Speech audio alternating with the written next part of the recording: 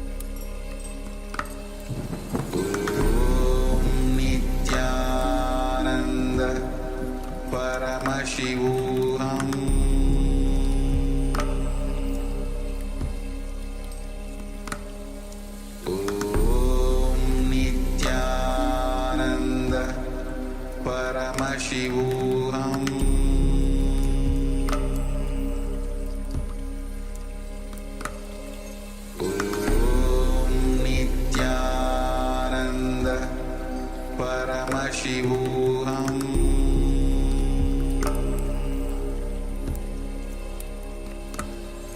Om Nityananda Paramashivoham.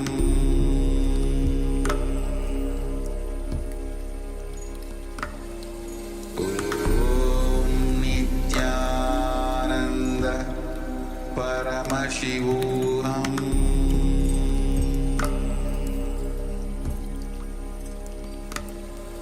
Om Nityananda Paramashivoham.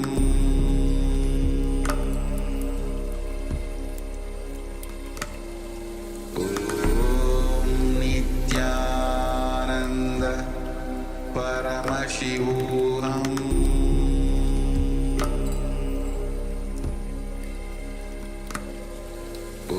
Om Nityananda Paramashivoham.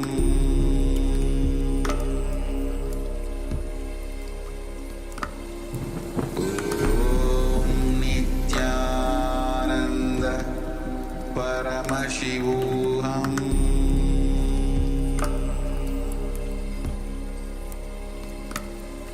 Om Nityananda Paramashivoham.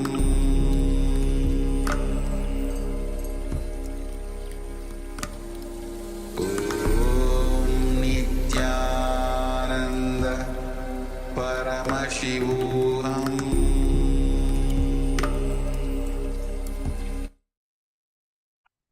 Now slowly, very slowly, you can relax, you can remove habit.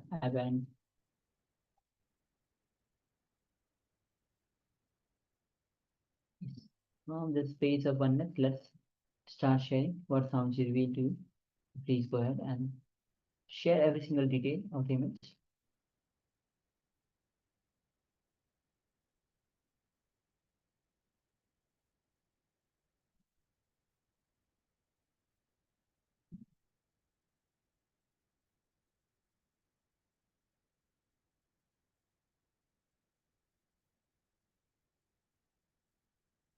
So please go ahead and let's share every single detail. Once again, remember, whether it appear to you as words, image, some visuals, you had some experience during the power manifestation, you can share that as well.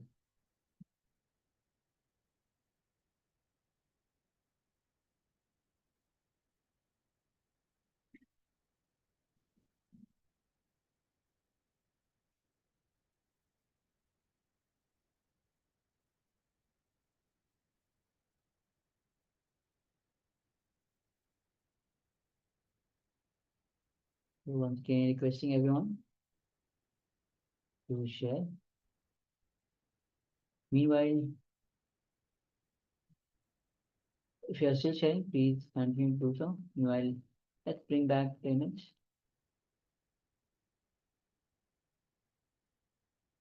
So this is the image that we had projected. So you can see it's a beach and lots of buildings. You can see the photo is taken from the just near the beach.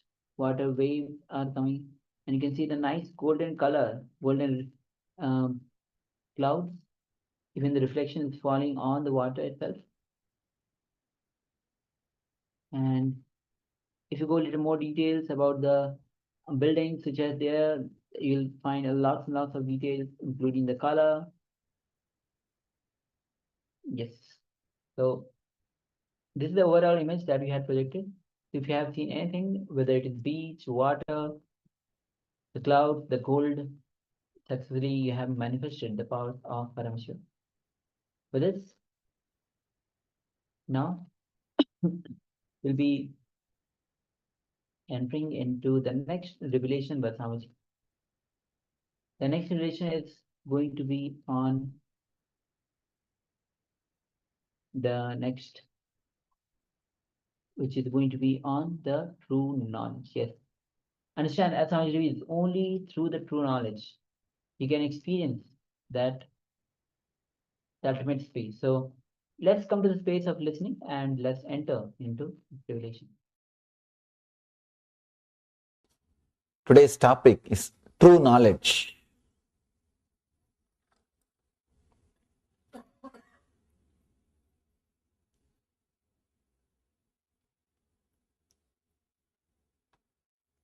Everybody, every master, every spiritual person claims what they are teaching is the true knowledge. How to find out what we are hearing is the true knowledge?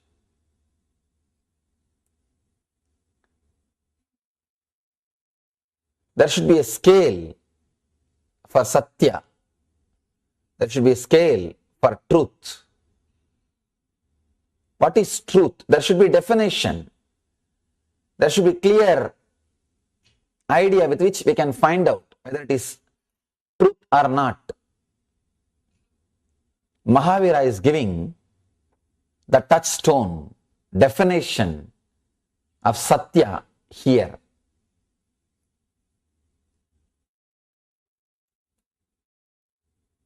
Today we are going to enter into the Satya Sutra.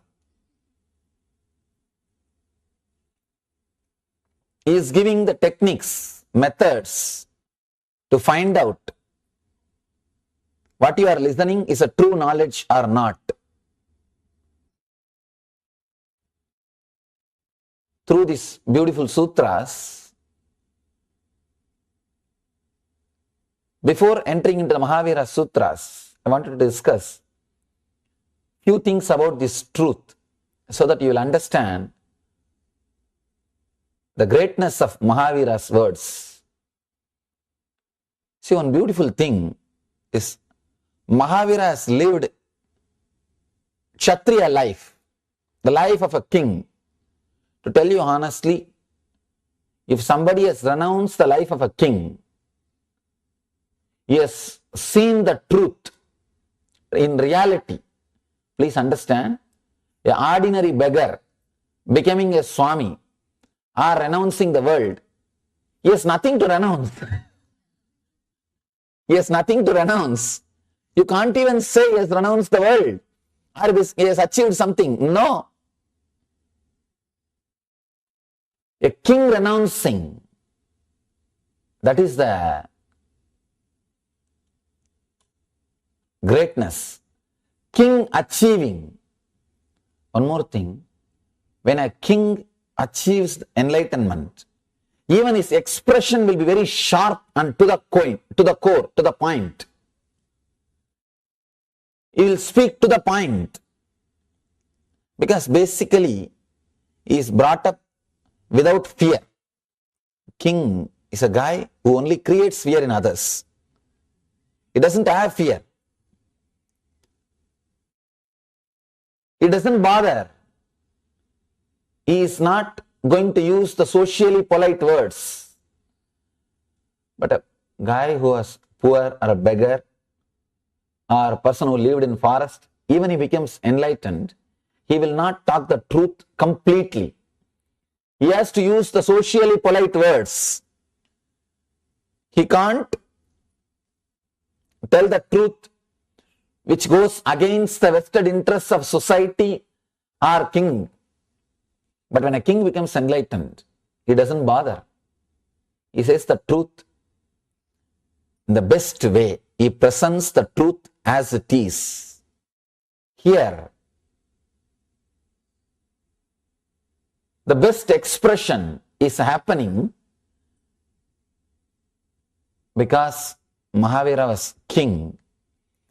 See, one more thing, when you live a life with wealth and richness, you know all the secrets of human mind.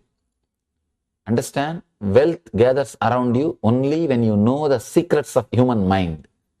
How to handle human beings who are coming in front of you. Only a person who knows the basic secrets of human mind will acquire wealth, will become a leader. Only he can be a leader.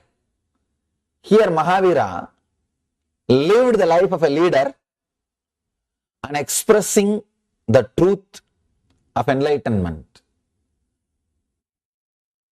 Very rare combination. Very rare combination. There are many different expressions by different masters.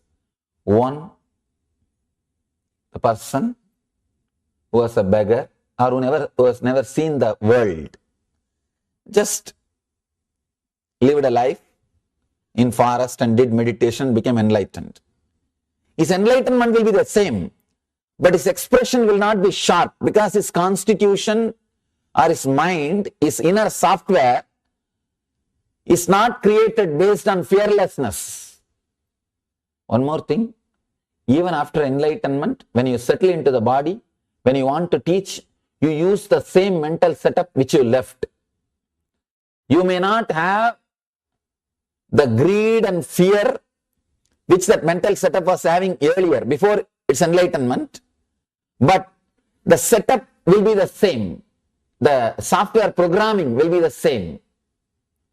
Understand? This is an important revelation which you need to understand.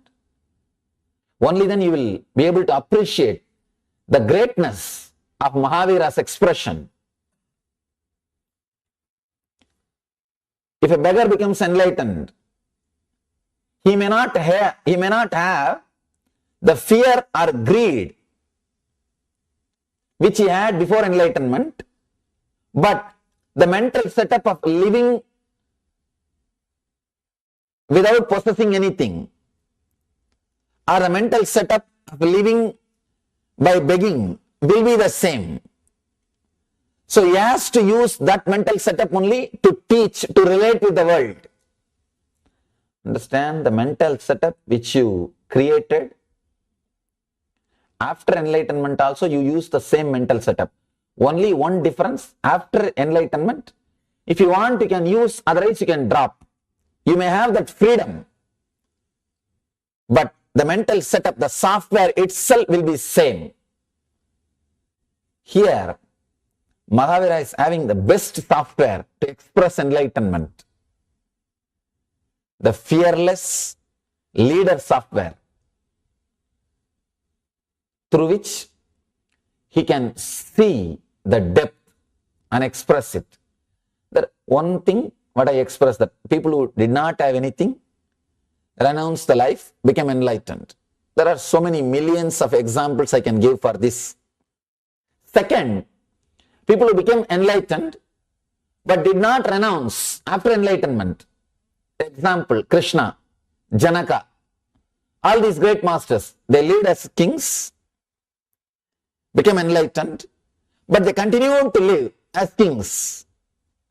This is a second kind of a mental setup. One more thing, in this the difficulty is, they will express the truth with a clear software, with more clarity, better than the first group. Better than the first group, example is all rishis who lived in forest and became enlightened. They have never seen the world. So that is the first group. The second group, who lived as kings, became enlightened, but again continued to be as kings.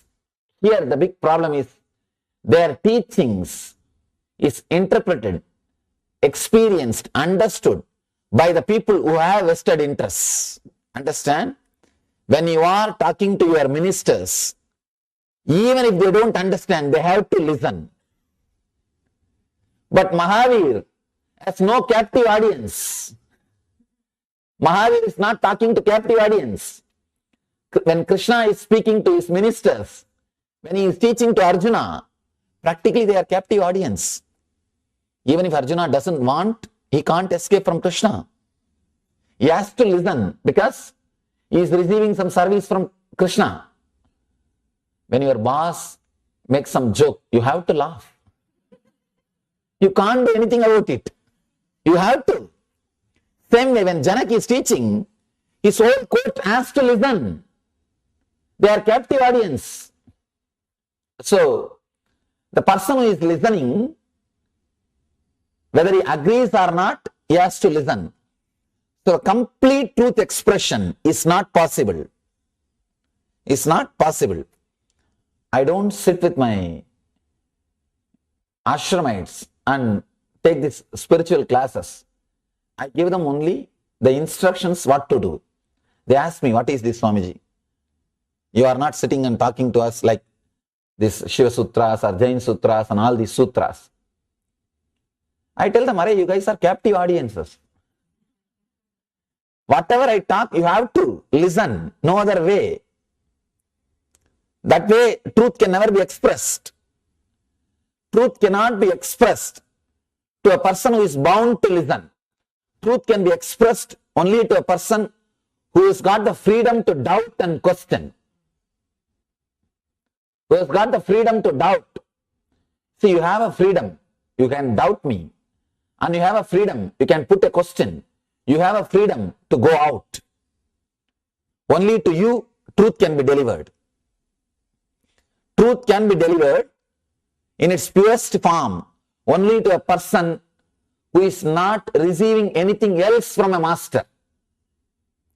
If you receive something else from me, apart from truth, you may be sitting here for that. You can't receive the truth. You are not qualified to receive the truth. Here, the whole thing, if you see, has come in a beautiful way. Mahavira is the ultimate category. Was king who became enlightened and renounced the kingdom. He is teaching, sitting on the platform of Satya. Only one thing is holding him, Satya. He doesn't have the title. He doesn't have any other title like a king. No. He is heard by the people just because he is enlightened. See, after enlightenment, if you are sitting on the throne of a king, people may hear you because you are king. You don't know what for he is sitting. You don't know why he is listening. You can't say people are sitting just because you are enlightened. They may be sitting because you are a king. There may be some other reason for you to sit. In India, during all our rituals, means the homas, yajnas, yaga, we give free food. But I never give free food during meditation programs. Because people may be sitting for food. I will not know whether they are sitting there to listen meditation or enlightenment or for food. I tell them, give free food during yaga, during rituals, not during meditation. It is a disrespect to meditation. I don't want that. There should not be anything else associated with the spiritual truth. No. If you associate anything else with the spiritual truth, the possibility is there. The truth will not be heard properly. It will not be received properly. Here, Mahavir is talking to people who are not bound to him in any way. Who are not bound to him in any way. Seekers. One more thing. Seekers are the most dangerous people. Because you can't bind them. You can't bind them. And there is nothing which can bind them. You can bind them only by love and gratitude. So you can't even use the word binding. It can't be even a bondage. You can keep them together only based on love and gratitude. Here he is talking to a community of seekers who are not receiving anything else from him but truth.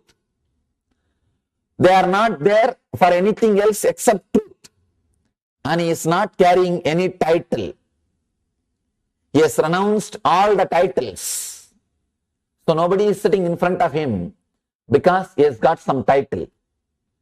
Because he is a king of some place or he is somebody. No. People are sitting in front of him just to listen to the truth. He is a pure being without any personality, without any title. See, the word persona comes from a Greek root. In those days, the drama actors, they will use masks. That mask only is called persona. Personality means the mask which you are using. Janak has got mask. He is a king. Ashtavakra has to listen to him. No other way. Or the Sugabrahma, sorry, not Ashtavakra. Ashtavakra actually taught Janaka.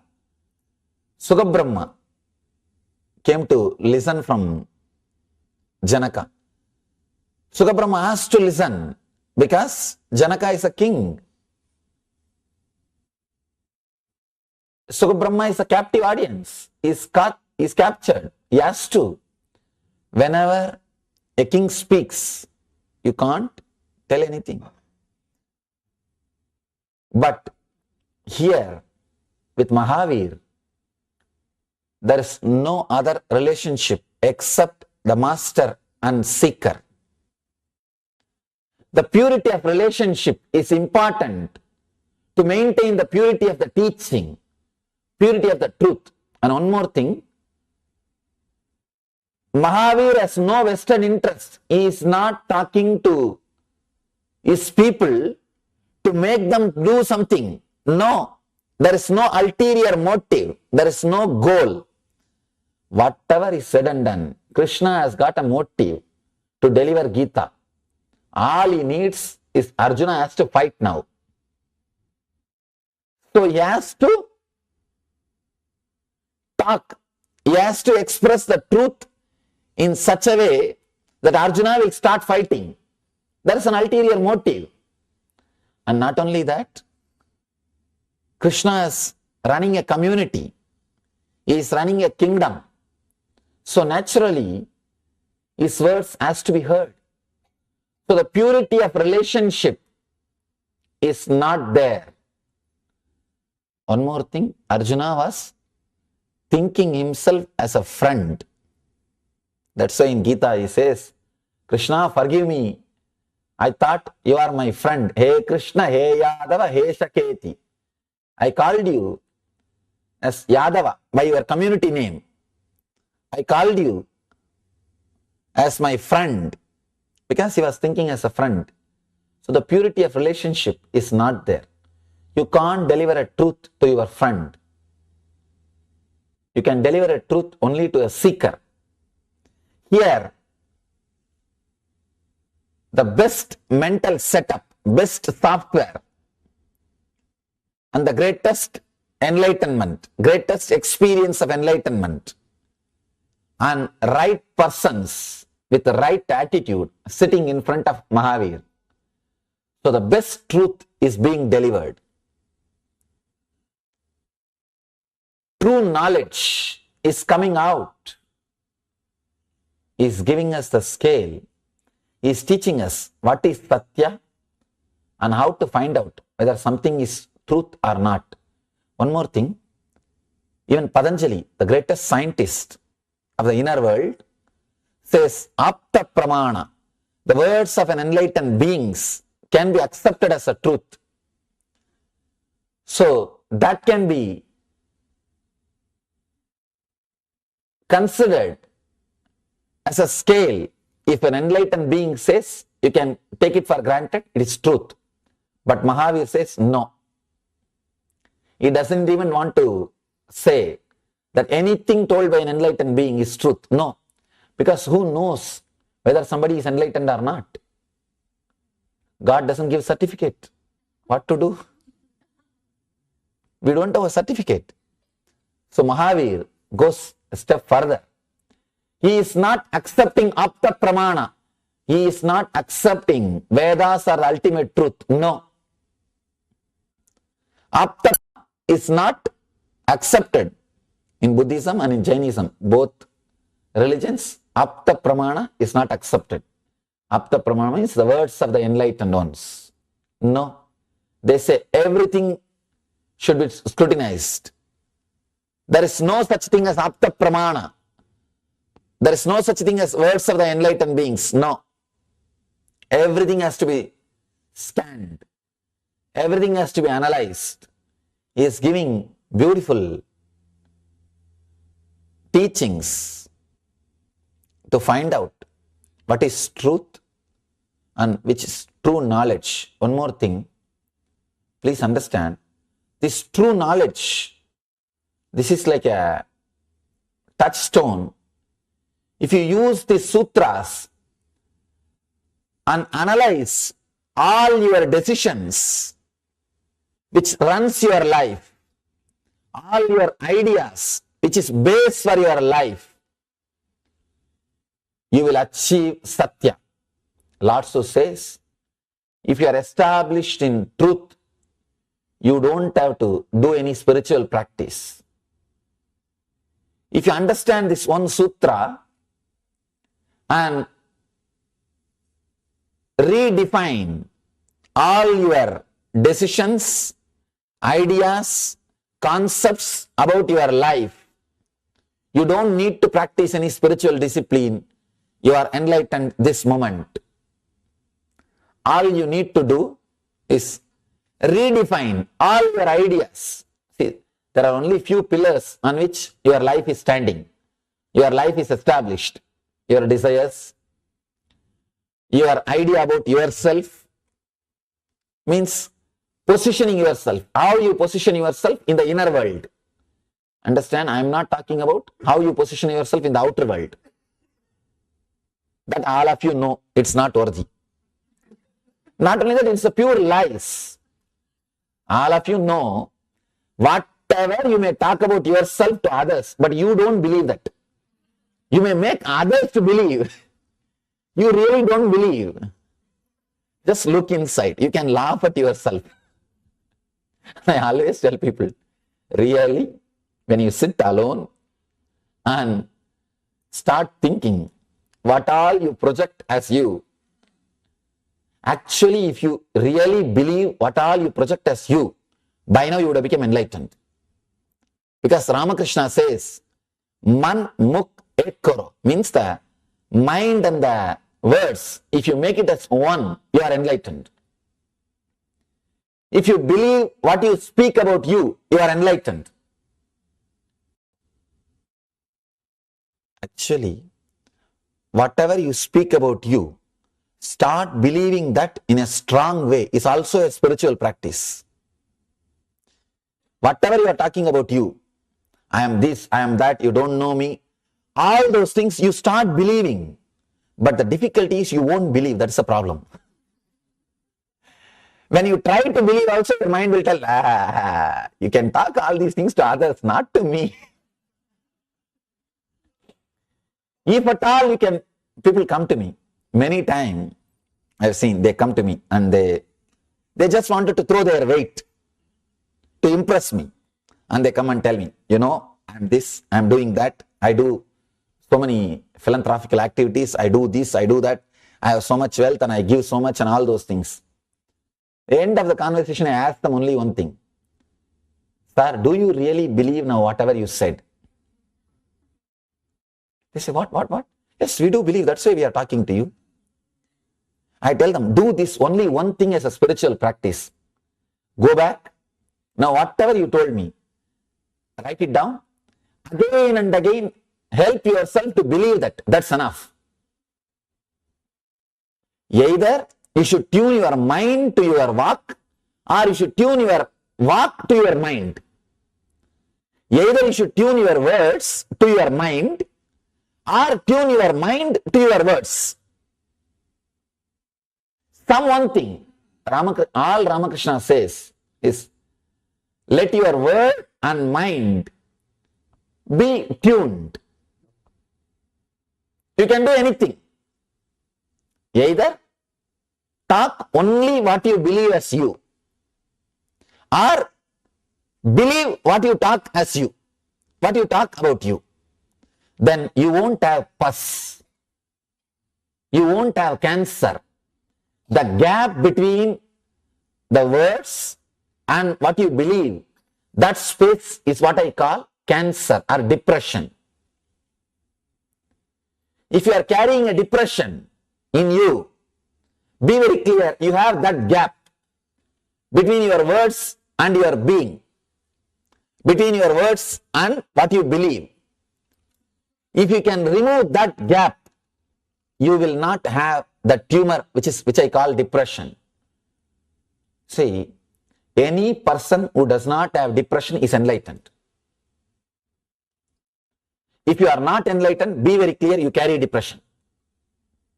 The gap between your word and what you believe as you.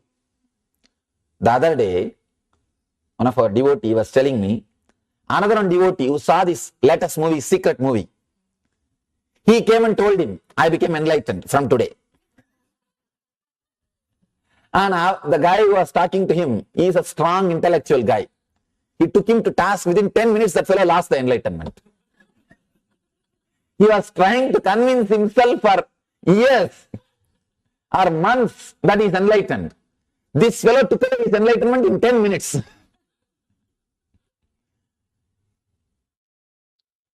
He is only telling others he is enlightened. He himself is not able to believe.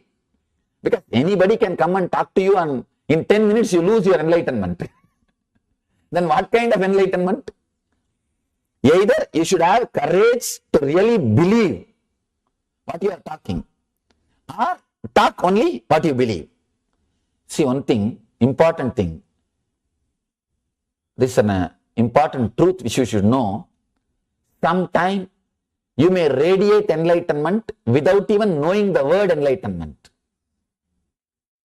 I have seen in Himalayas, there was a great Mahatma, one Naga Baba. Naga Baba means doesn't wear clothes. I had the fortune to be at his feet for 6 months. I was blessed, fortunate enough to be at his feet. He will always be smoking ganja. What do you call? Marijuana. Huh?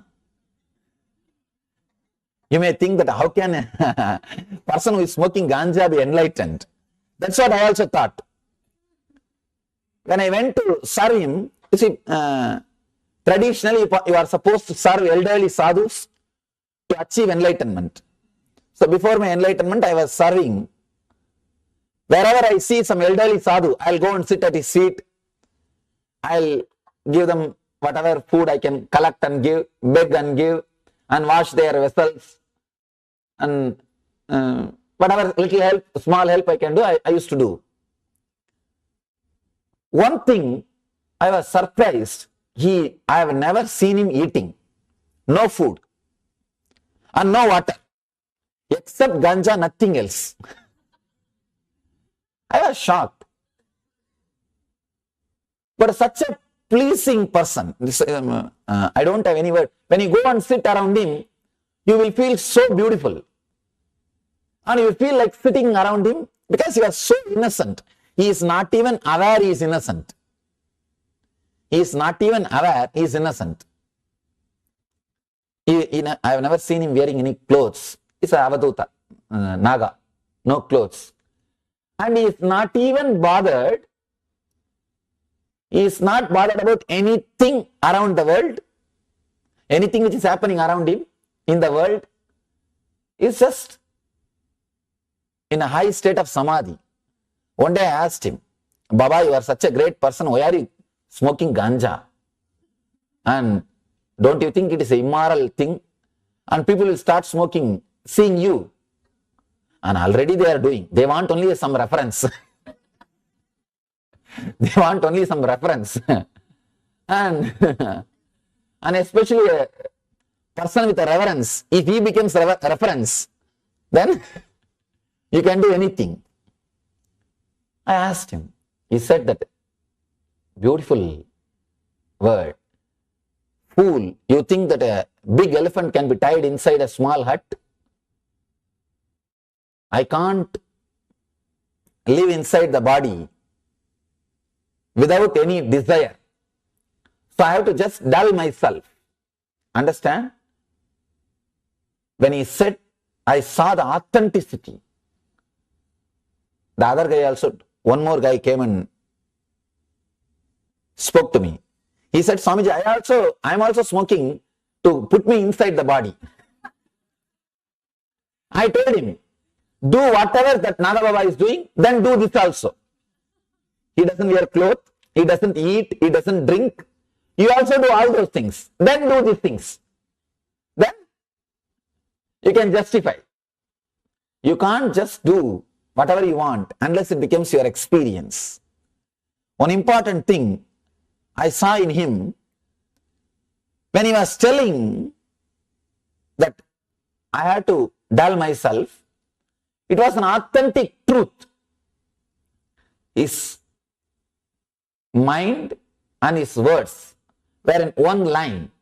Not only that, when you live around him, you realize he is established in Satya. He is established in truth, not for any vested interests. See, if somebody doesn't eat or smoke, if somebody doesn't eat or drink, they would have made a big business out of that power. But I've never seen him making big fuss about it. If people ask him, why you don't eat, Baba?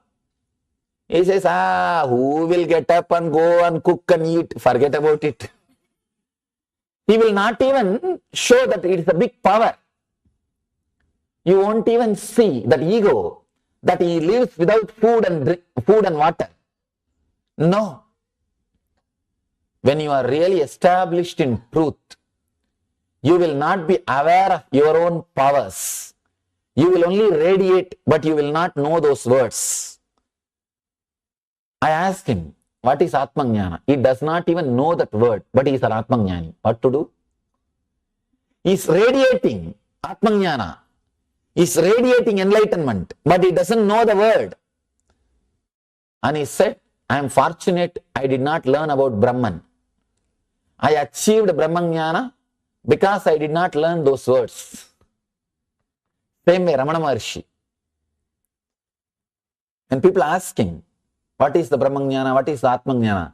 He said, I am fortunate I did not learn those words before my enlightenment. Because learning some words may postpone your enlightenment. Sometimes, learning too many words will postpone your enlightenment. I always tell people, never read any book which is written by an unenlightened person. Don't read anything which is written by an unenlightened person. No. Because you may create words which will stop your enlightenment. You will create a negative software which is not supporting the enlightenment process. Enlightened person's words will create a positive software in you which is constantly inspiring you towards enlightenment. See, in the end, all enlightened masters will be pushing you towards sadhana, towards enlightenment. One of the Ramakrishna's disciples, his name is Brahmananda. He says, if you read Ramakrishna's words, there is a beautiful book called Kathamrita, Sri Ramakrishna Kathamrita, we call in English Gospel of Sri Ramakrishna. He says, if you read that book every day for 1 year, I assure you will have the darshan of the ultimate. You will experience enlightenment. You will be shocked. How can a person assure? How can a person say that enlightenment in 1 year, guaranteed? I tell you, when you read these master's words again and again, when you listen these great master's words again and again, you create a new software, you create a new mental setup, which reminds you the ultimate truth again and again, which inspires you towards that higher ideal again and again. Every day, you are again put on the track. You are again inspired to run. You are again given the enthusiasm to take up the journey. It's like a everyday inspiration, and it creates a new mental setup.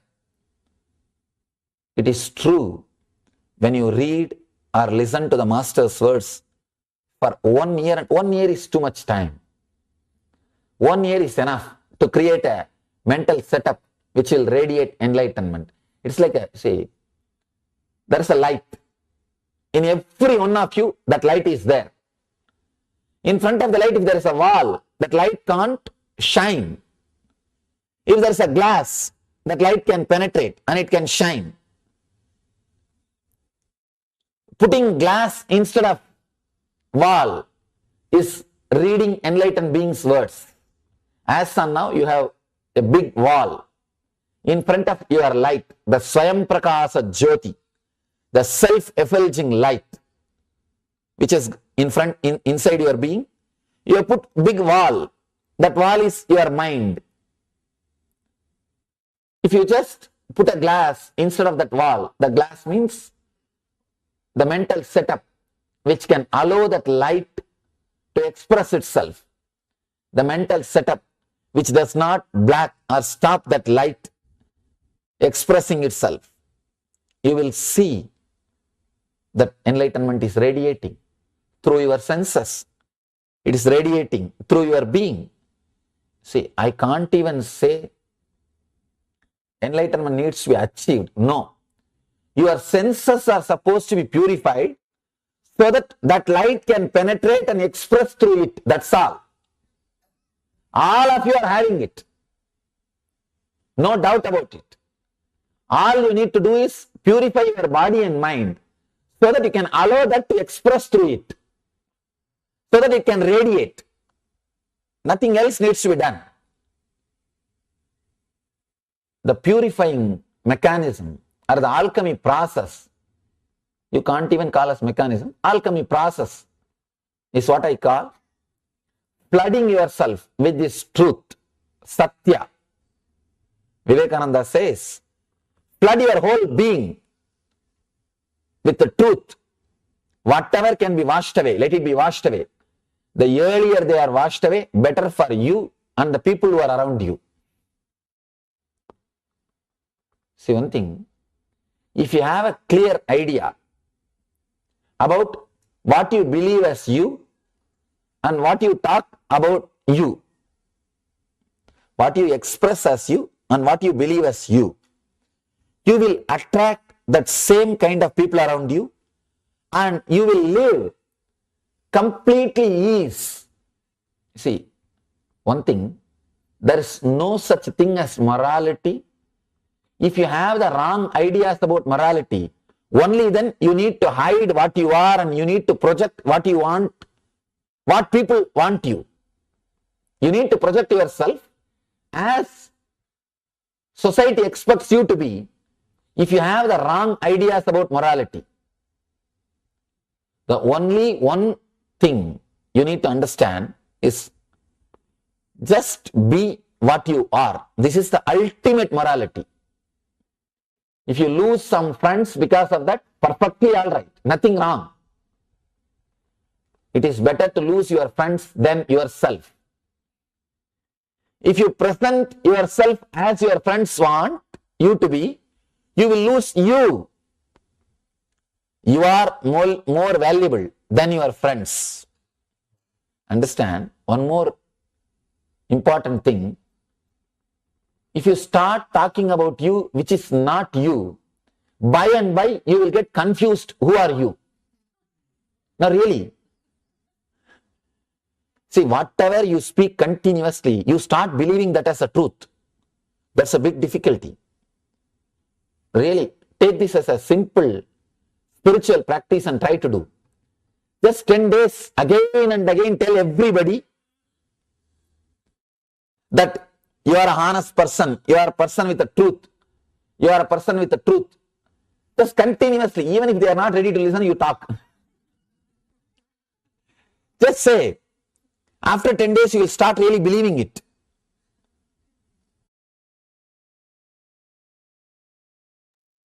Yes, welcome back. So that was Songji revealing on true knowledge.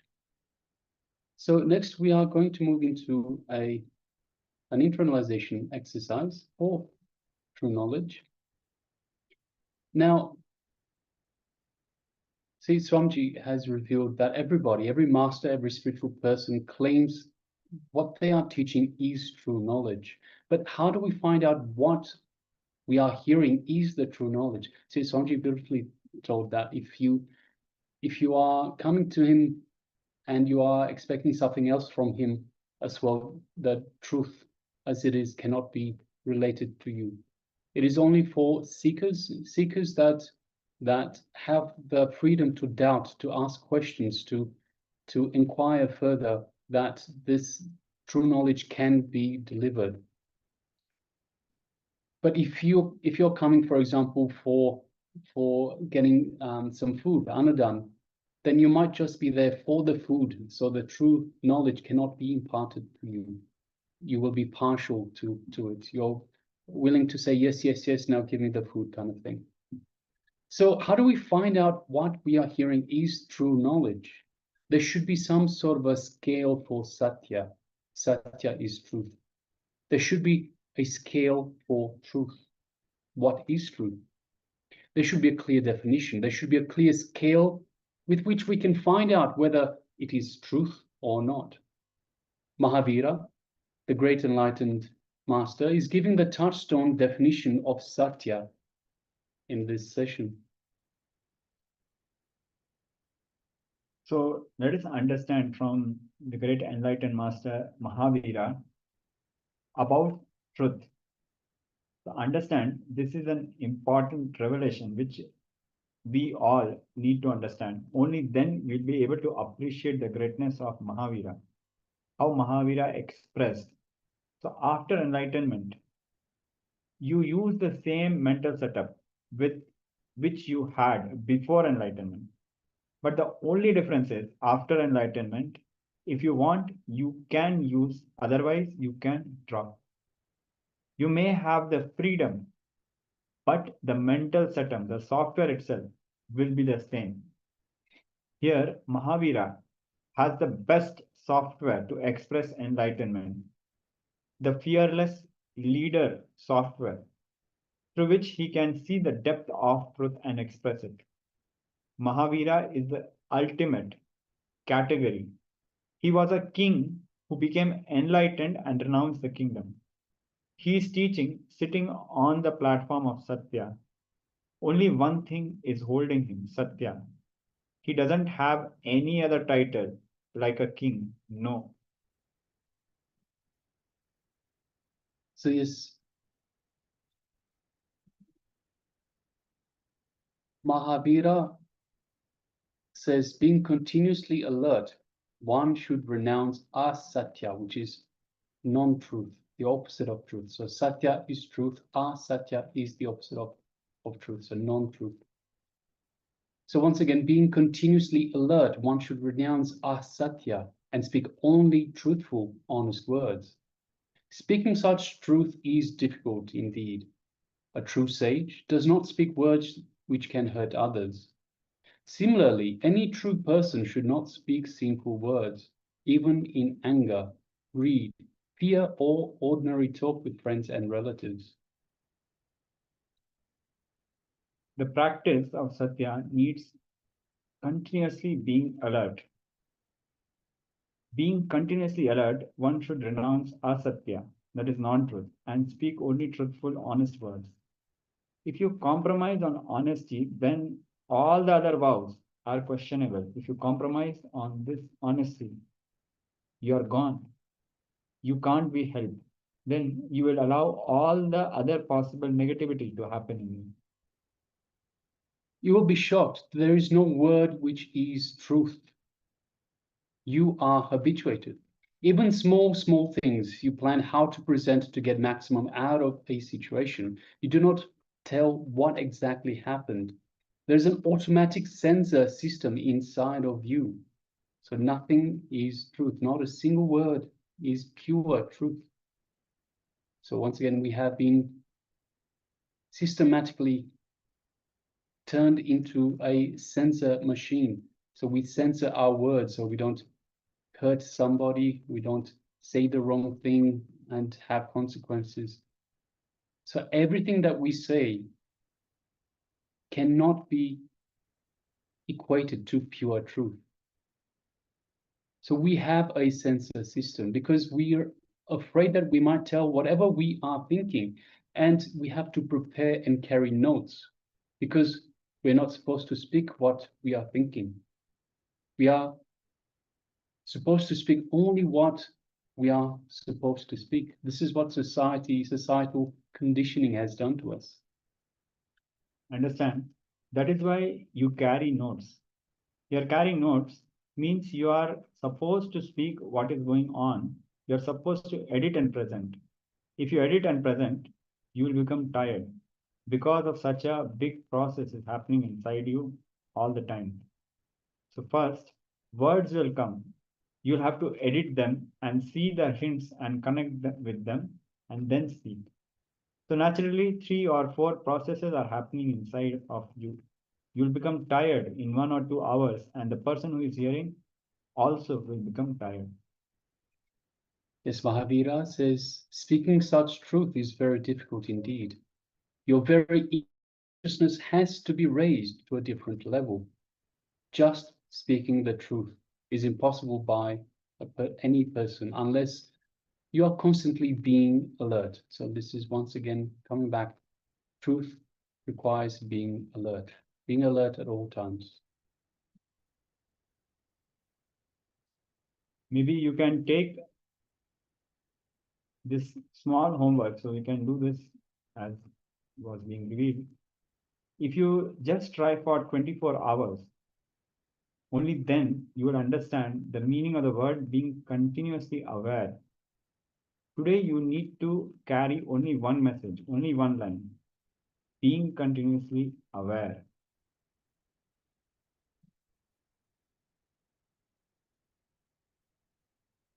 So you can do this small exercise. Whenever, just carry a small notebook and try to be in full alertness. Whenever you miss, note down how many times you miss. Just try and see. Then you will understand what Mahamira means by the word being continuously aware. Yes. If you have any questions with regards to this little internalization exercise, please do let us know. Welcome, Yoga Trinetra Shakti Nityananda. Welcome. Good to have you with us. All right, so now let us move on. We'll be moving on to the power manifestation. So today's power is the power of third eye vision, seeing images blindfolded. So requesting everyone, let's gather our eye bands. So we'll gather eye bands and sit comfortably with the head, neck, and spine in a straight line. Requesting everyone to please come on camera. Ma Shame News, Ma Nitya Prema, Ma Nistri Gunya, Ma Gora Swarupini, Ma Yoga Trinetra Shakti, and everyone else that is with us in this Zoom room. Please make sure you have the cameras switched on and you are available in the camera frame. And let us get ready for this power manifestation, the power of third eye vision. So once again, we'll be displaying an image for you. Through the power of the third eye, you will be able to give us the details of the image that we are displaying for you. So let us put on the eye bands, cover the eyes. Let's sit comfortably with the head, neck, and spine in a straight line to allow for the free movement of the Kundalini Shakti up and down your spine. Let us bring our full awareness to our Ananda Gandha, just below the heart center and just above the navel center. So if you go down the middle of your chest, the first part, the first fleshy bit after the bony segment, about the size of a thumb, that is your Ananda Gandha, your inner space. That is where Swamiji resides in each and every one of us. That is where Paramashiva spark resides in every and single one of us. So let us bring our full awareness to this Ananda Gandha. Let us welcome Swamiji. Let us welcome Paramashiva. And let us feel the feeling connection we have to the Master, Swamiji, the Supreme Pontiff of Hinduism. Let us feel the space of oneness with Paramashiva. from the understanding that we are Paramashiva. And let us feel all of that in our Anandagandha, just below the heart center, just above the navel center. Let us feel ourselves expand to cover the entire cosmos, to cover all of existence and beyond. Let us feel we are Paramashiva. Let us feel all of that in our Anandagandha.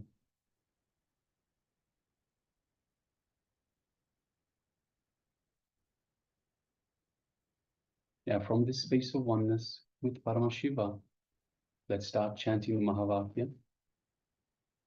Om Nityananda Paramashivoham. Om Nityananda Paramashivoham. Om Nityananda Paramashivoham. Let's continue chanting this Mahavakya throughout the power manifestation. And from the space of oneness with Paramashiva, let us start manifesting this power of third eye vision, seeing the image blindfolded. The image is being displayed for you now. Let us begin. Ananda Paramashivoham.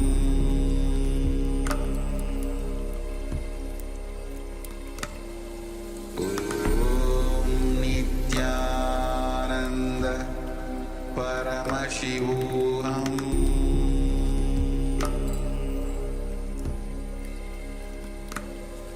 Om Nityananda Paramashivoham.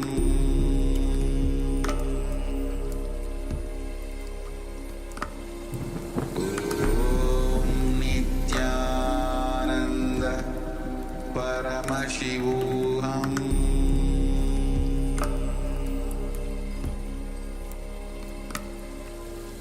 Om Nityananda Paramashivoham. Om Nityananda Paramashivoham.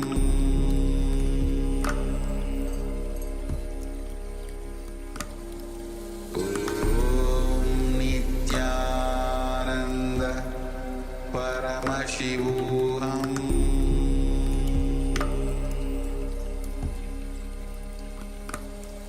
Om Nityananda Paramashivoham.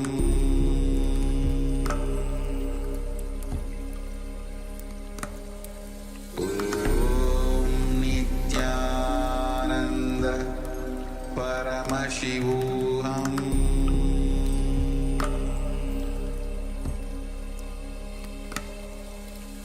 Om Nityananda Paramashivoham.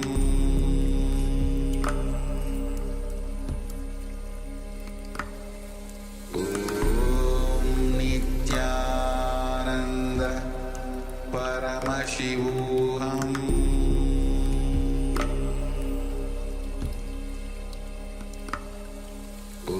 Om Nityananda Paramashivoham.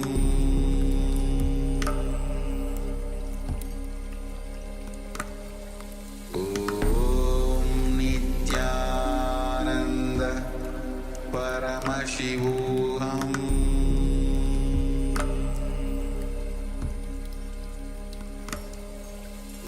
Om Nityananda Paramashivoham.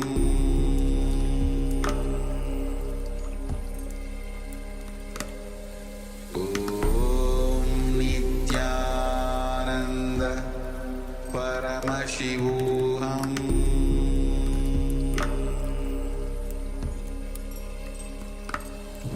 Om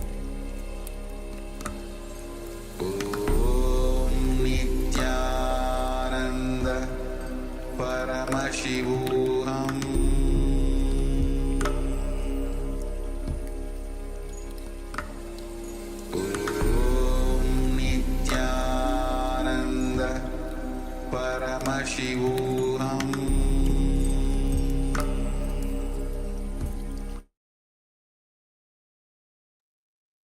Yes, you can relax now. Slowly, very slowly, you can remove your eyelids. Gently let the light come back into your eyes. And once the light has readjusted for your eyesight, while it's still fresh in your mind, go ahead and share with us. Write down what was revealed to you for this round of third eye vision, seeing images blindfolded. Requesting everyone, Mashami News, Manika Prema, Mr. Gunya, looks like Mr. Gunya is typing, Goddess Swarupini, Yoga Trinetra Shakti, and we have a couple more participants. Unfortunately, I apologize, we can't read your name.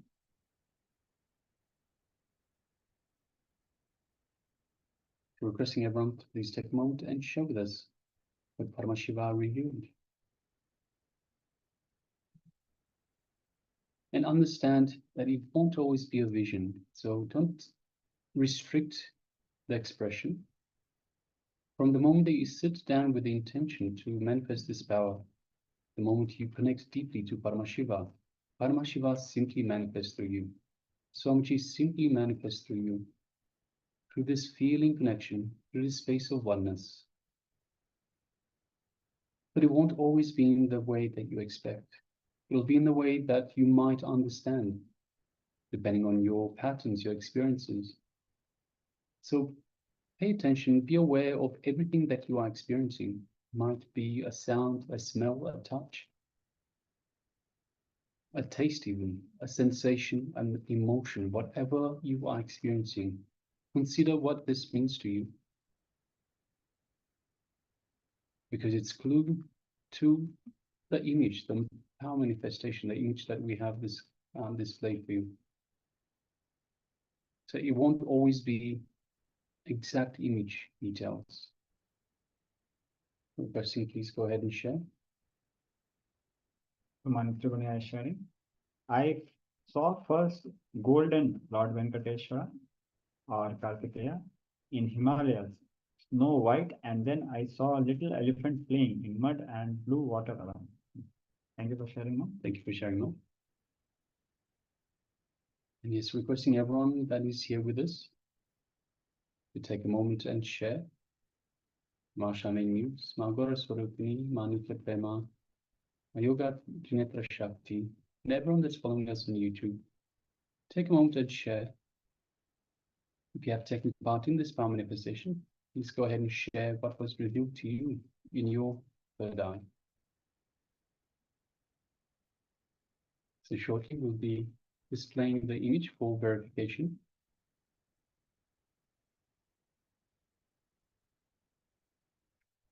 All right, so if you're still sharing, please continue to do so. We'll come back to your revelations. Meanwhile, let's share the image once again.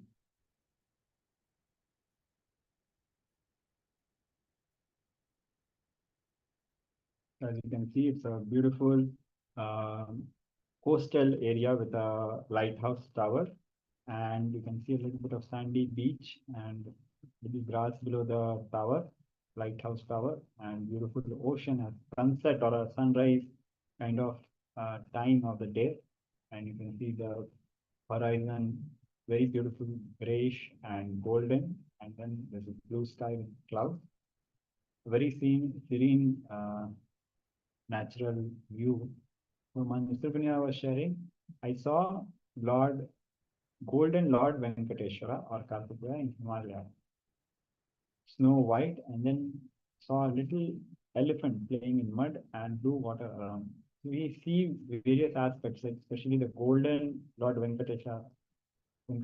So we see the golden horizon and also snow white. Snow white. We have the beautiful bluish white cloud. The water is also white. The tower is also in fact white. And we, of course, we have the blue water. And we see the mud. In fact, mud is there, the coastal sandy soil just after the water. So the mud is there, blue water around, very precise. So, and all the aspects are there, what Mr. Gunya has shared, but they are in a certain way revealed to each and every one of us by Paramashiva in a very unique way. So wonderful, Ma. Thank you for manifesting this round of our manifestation. Yes, congratulations, Ma. Well done. All right, so now we are going to move on to the next segment. And the next segment is going to be once again another revelation by the Supreme Pontiff of Hinduism, the power of Satya to become the best manager. So the power of Satya to become the best manager. The Swamiji will be revealing on this great truth, and then we'll be entering into a Kriya or anger cure. So requesting everyone, let us sit comfortably with the head, neck, and spine in a straight line. And let's hear from the Supreme Pontiff of Hinduism. Let us begin.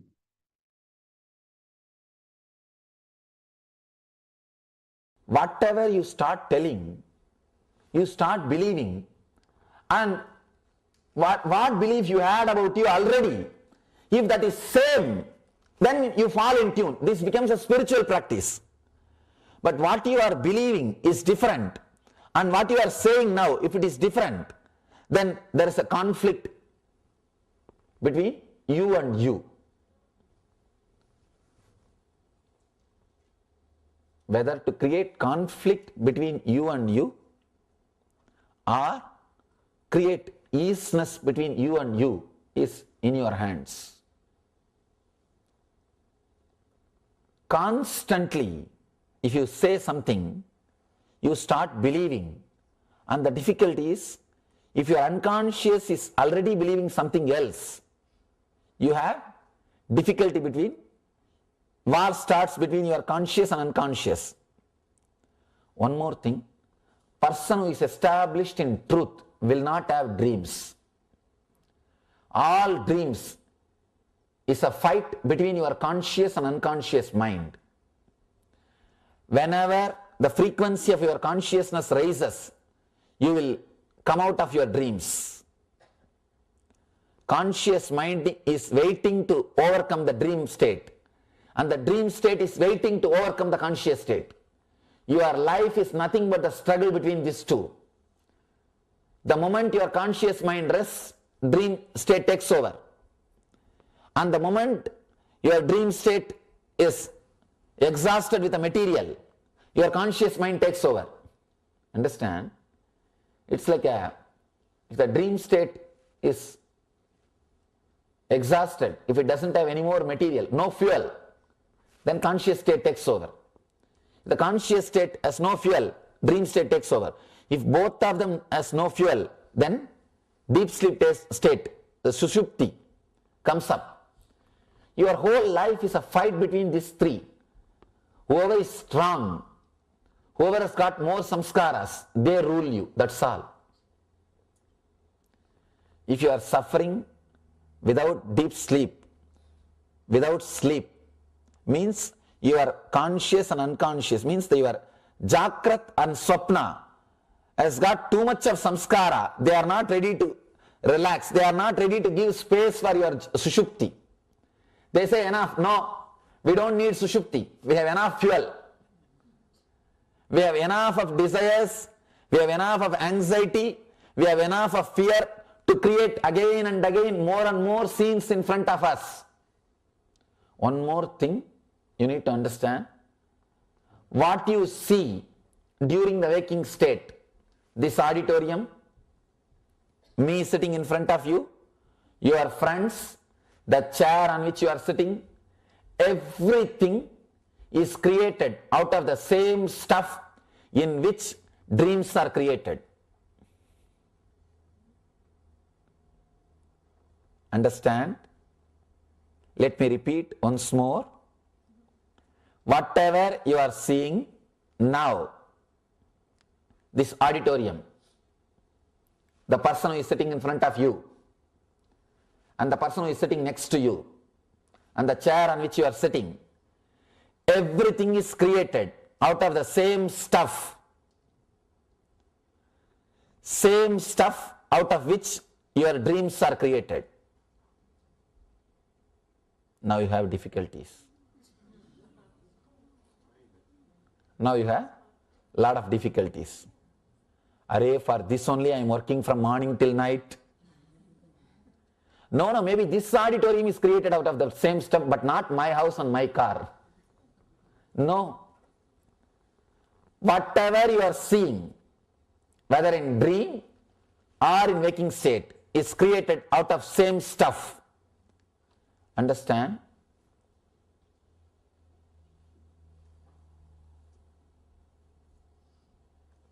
I am just thinking what words to use to tell you the authenticity of this truth.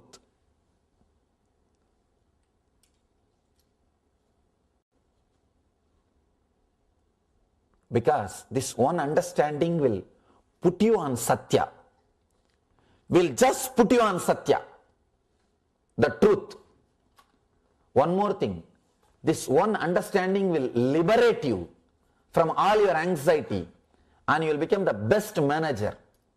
If you know you are creating your wealth, if you know you are projecting and seeing things around you, you can create miracles. You can make miracles happen around you. See, it's like any slide which is kept in front of a projector light becomes reality in the screen. It appears as a reality in the screen. So if you want to change the scenes in the screen, going and scratching the screen will not work. Or trying to fight with the lights will not work. Just do a small correction on the slide. It is done. Your life is just like that. Projector light is your consciousness, and the slide is your samskaras, and the screen is the life which you are living. Now you are fighting with the screen or the light beams. You are trying to push the light beam. No, move. But you don't understand, you can't even grasp it. Fighting with the screen is not going to work. A small story. One guy fully drunk came back to house late night and fell on the way,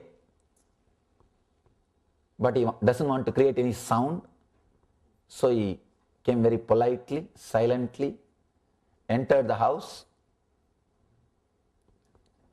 covered himself with the blanket, but suddenly he realized blood is there all over his face, ran to the bathroom, tried to put bandage, tried to dress himself, put some medicine and bandage and everything. So came back, somehow managed to sleep. Next day morning, wife started shouting at him, "Fool, did you drink and come last night?" He said, "Drinking? Why?" He started acting, he doesn't know anything, he's innocent. No. How do you know? I drank and came. No, I came a little late because there was too much work in the office. She said, "No, I can be sure you are drunk. You are drunk." He asked, how do you know? How can you be sure? Because you put the bandage on the mirror, not on your face. Seeing the mirror, he put all the bandage on the mirror. Understand, you working with the outer world is nothing but putting the bandage on the mirror. That is not going to heal you. That is no way going to help you. No. You may have an idea that you have put some bandage, you have put some medicine. You may try to sleep with the idea that you will be okay by tomorrow morning. No.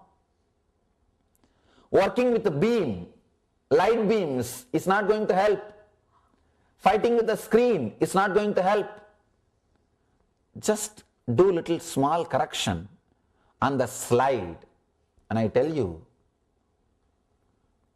doing small correction on the slide needs intelligence. That is where the problem starts. you do not have that much of sensitivity look into your life that you are creating it, you are projecting it, you are expressing it, because you never connected and verified all the outer world incidents and your inner world thoughts. You neither gave that much time to yourself nor had the intelligence to connect and see. Sitting, connecting and seeing how your thoughts are creating your world is what I call meditation. People come and tell me, Swamiji, in meditation I am getting too many thoughts, what to do? Please understand, meditation is not trying to create thoughtless state. It may happen in the end, but when you sit in the beginning, you will not have thoughtless state, and you are not asked to meditate immediately to get the thoughtless state. No. Whenever I ask people to meditate, first thing I expect them to have is thoughts which creates intelligence, thoughts which creates clarity, and the thoughts which gives life solutions. First, in the beginning, when you sit with yourself, you will have only these things inside you. You will not experience thoughtless state immediately. You will have pratyagara and dharana. Only then dhyan will happen. In the beginning, when you sit, all your problems will come up and you will start having life solutions. All the thoughts about solving your problems, you will have that clarity. So I tell people, even if thoughts are not disappearing, don't stop sitting. Because first time when you sit with yourself, it's like appointment with yourself.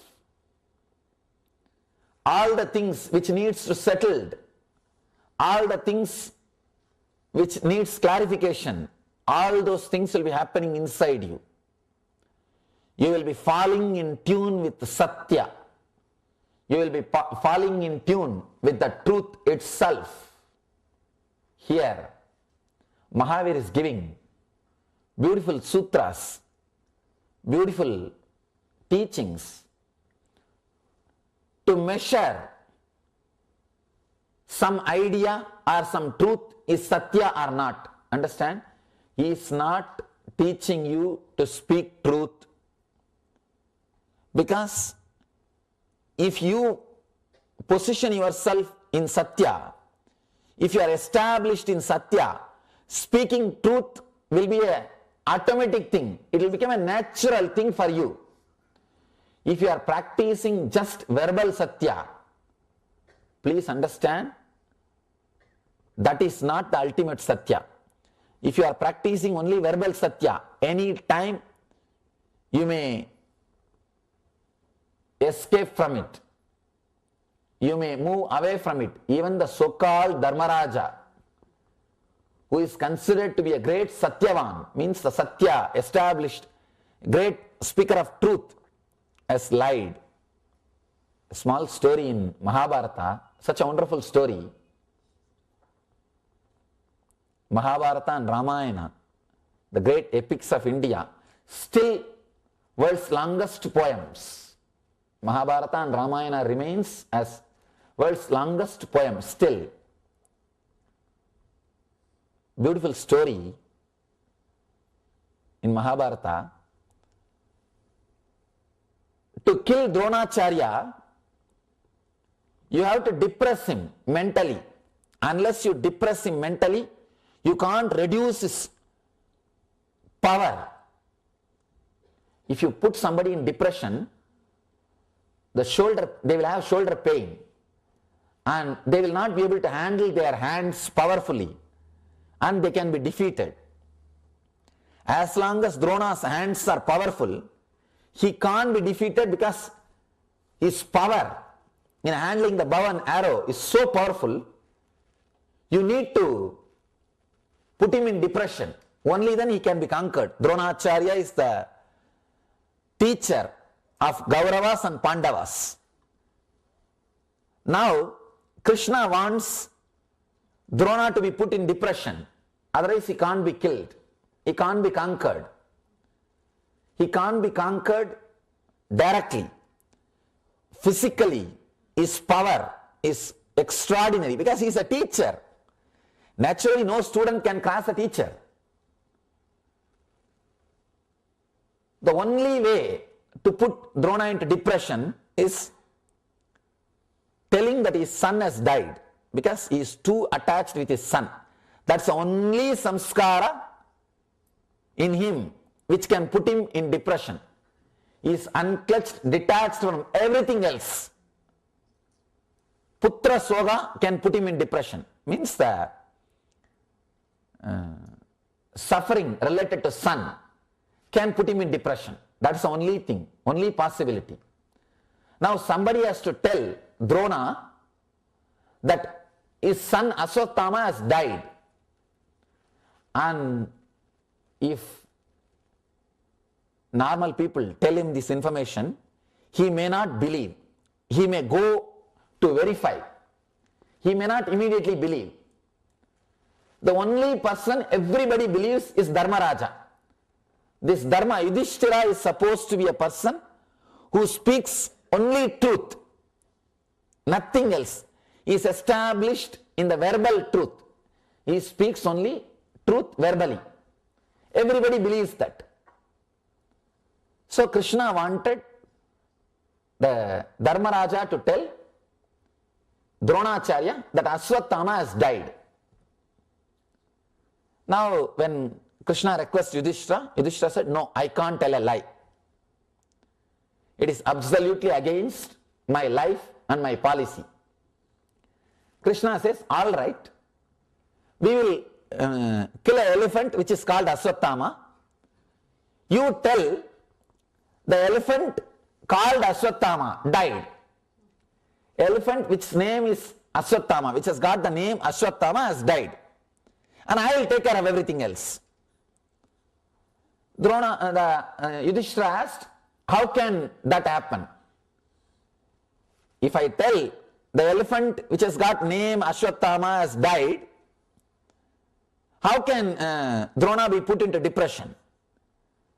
Krishna said, that you don't bother. When you say the word, the elephant which has got name, I'll blow my conch. I'll create some noise.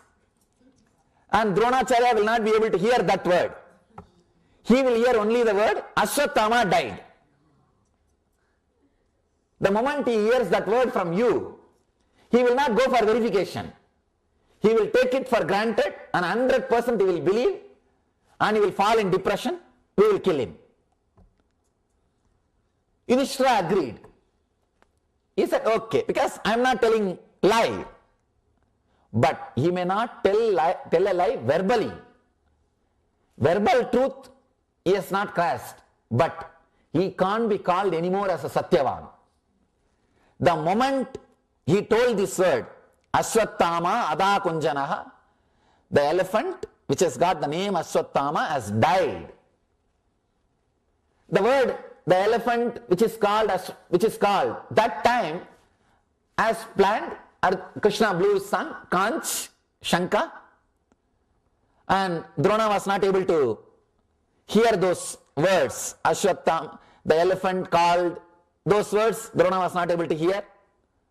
And Drona heard only these two words, Ashwatthama died. And as they planned, Drona literally believed and fell into depression and immediately lost the power of the shoulder power. You can see even in your life, if you are too much stressed, believed to always float his chariot. Even if he gets into the chariot will float. The moment he said, Ashwatthama, the elephant called Ashwatthama died, and Drona fell into depression, and Drona was killed. The story says the Dharmaraja's chariot fell on the ground. He lost the title is Dharmaraja. Dharma Devi, who was holding him, has dropped him. Then Dharma says, how can you drop me? How can you leave me and go away? I did not tell a lie. Dharmadevi says, no. You might be established in verbal satya, but you are not established in the truth itself. By knowing you did something which is against the truth, you know, see, you may tell satya, but you should ensure the person also understands as satya. You can't tell some word which will not give the same meaning, or like this cunning techniques. Even if you do that, you are not Dharmaraja anymore. And the story says, from that day, Dharmaraja's chariot was on the ground. He walked on the ground. See, it's actually, when you are really established in Dharma, you live so gracefully, you float. When the story says he did not walk on the ground, I don't think he was flying. It's a metaphysical explanation that he was never touched by these worldly things.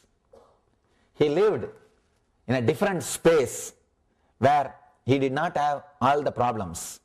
See, now, you do not have the problems which the Indian people are facing in India. There are so many things Indians are facing. Your problems are totally different. It's not that you don't have a problem, your problems are different. Their problems are different. Same way, Dharmaraja was never touched by problems of this earth. He had problems only different level.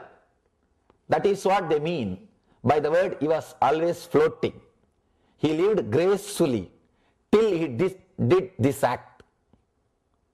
Understand? Truth does not mean just speaking truth by words.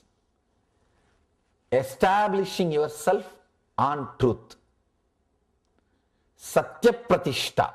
Patanjali says, if you are established in truth, you achieve the results of the action without doing the action for yourself and for others. It looks like a too big promise. Too big promise. Too good to be true. Let us analyze how it is possible with the words of Mahavira. Then we will understand what Patanjali promises is true. Not just too good to be true. Mahavir says, Nichakala Panammetam Musavaya Vivajjanam Vasiyavam Hiyam Satcham Nicha Uttena Dukkaram Nichakala Panam Mattenam Musavaya Vivajjanam Pasis Yavam Hiyam Satcham Nicha A Uttena Dukkaram. Let me give you the translation. Being continuously alert, one should renounce asatya and speak only truthful, honest words. Speaking such truth is very difficult indeed. A true sage does not speak words which can hurt others. Similarly, any true person should not speak sinful words, even in anger, greed, fear, or ordinary talk with friends and relatives. And he further explains on Satya with the next sutras. In the next sutras, he gives a scale of how to judge whether something is truth or not. I think we are running short of time. Maybe tomorrow we will enter into the sutras in which he is saying how to measure, how to find something is truth or not. Today we will understand only this sutra. On Satya has got so many sutras. Means like a next sutras are called Moksha and Brahmacharya, so many other sutras. It's like I have selected what I feel as important sutras. Of course, every word from Mahavira is important, but we don't have time to understand everything. So I have selected a few sutras from Mahavira and talking on those sutras. There are beautiful sutras. We will see them further. Today we will just see these few sutras. Being continuously alert, one should renounce asatya. Understand? Being continuously alert means establishing yourself on satya. Establishing yourself on satya. Being aware. One more thing. If you decide just to speak the truth verbally, you may do the mistake of Dharmaraja, Yudhishthira. You may do that mistake. If you are established on Satya, you will never do that kind of a mistake. See, if you analyze this Dharmaraja's incident, that itself shows there was a hidden greed for kingdom. That is why he has to compromise.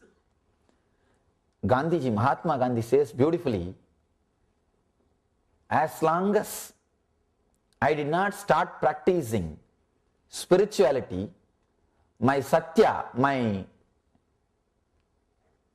truthfulness was not perfect. I was not able to achieve perfection in my truthfulness till I started practicing spirituality. So many people come and tell me, Swamiji, I am not a spiritual guy. I don't believe in spirituality. But I live a honest life, moral life. I do good things for others. I speak truth and live a good life. Is not enough? I tell them no. Because what you are saying is a lie. If you do not have a spiritual base, spiritual seeking, you will never be moral. Be very clear. You may think you are moral. You may think you are living a good life. No. You will not even be able to scan and find out whether you are playing cunning games or not with others. Unless you are that intense. Here, that's what Mahavir says, being constantly alert. When Gandhiji says, till I started my spiritual practices, I never realized I am not perfect in my practice of Satya. Only after practicing spirituality, after my spiritual sadhanas, I am able to perfect myself in the practice of Satya also. Practice of Satya needs continuously being alert. Nichakala pamathenam. It's a beautiful word because it's not Sanskrit. I'll tell the English translation. Being continuously alert, one should renounce asatya and speak only truthful, honest words. Understand? Not just truthful, honest. Dharmaraja was truthful but not honest. He is truthful but not honest. He said truth but he was not honest. That is why his chariot fell on the ground. He was dropped on the ground. Truthful, honest words. Honesty means you should be established on dharma. You should be established on truth. You should not have cancer inside your being. Cancer inside your being means depression. Depression is the cancer inside your being. See, at least cancer will take away only one life, but the depression will swallow your janmas after janmas. Cancer will not come to your next life. The moment this body is dropped, the disease also will disappear. But the depression is not like that. It will come with you forever. I always tell people, even if you die out of cancer, don't die out of depression. Depression is the worst thing. If you don't attend anything else, don't bother, it's okay. But do not allow depression in you. Anything can be sacrificed, but not your bliss. Not your bliss. Not your joy. If you are depressed, first thing, even if you lose everything, okay, but correct yourself. Flood yourself with the truth and remove the depression from you. Do not compromise this one line. Do not compromise in this one step. If you compromise with anything, it's okay. I always tell people, in my ashramites, that if you compromise on your other vows, it's okay. Sometimes you may miss the ahimsa, it's okay. Sometimes you may miss even the celibacy, even that is okay. Of course, I am not telling you to go and do whatever you want. Even that is, even if you compromise in that one or two things, or you miss, it's not that big sin. You can come back. But if you compromise on this one thing, satya, you can't be helped at all. You can't be helped at all. If you compromise on honesty, then all other vows are questionable. If you compromise on other vows, the honesty is, you can't think that he is completely gone. But if you compromise on this honesty, you are gone, you can't be helped. Then you will allow all other possible negativity to happen in you. I always tell people, to be around me, the only one thing is necessary. All our ashramites, I tell them, only one thing is necessary. Honest relationship between you and me. Whatever you feel, if you are able to open up, nothing else is necessary. Master's energy is such, it will straight away penetrate you and heal you. I always tell people, if you can go and talk to that God or Goddess Murti, if you can go and sit in front of Mahavir and completely open up, understand? When I say open up, really feeling and saying, telling him, this is what I am, I promise you will be healed. Ramakrishna says, there was a devotee called Girish Chandra Ghosh. He was a father of Calcutta, the Bengali drama.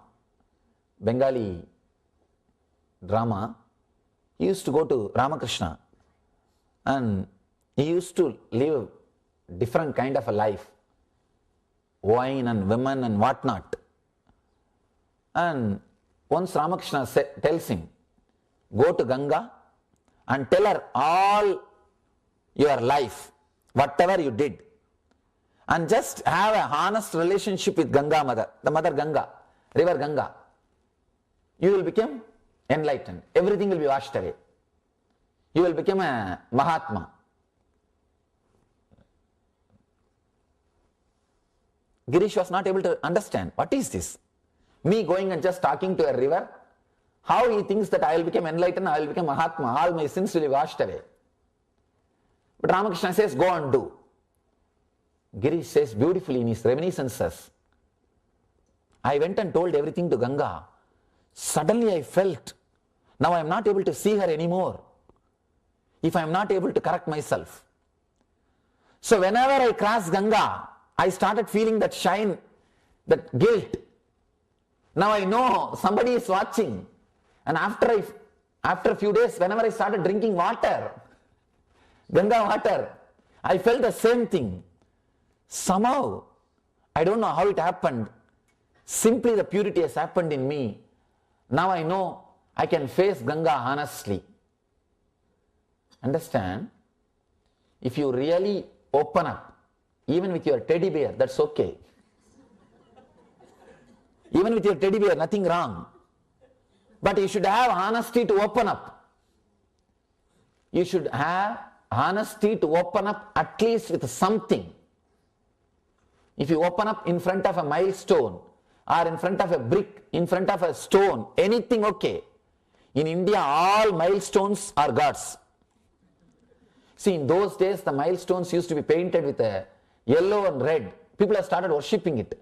That's why now they changed the color. No, really. In India, anything you get, they will start worshipping. And that is true. You see, the culture which has dedicated itself for worship. Opening up and feeling connected. If you feel connected even with your teddy bear, there is a possibility.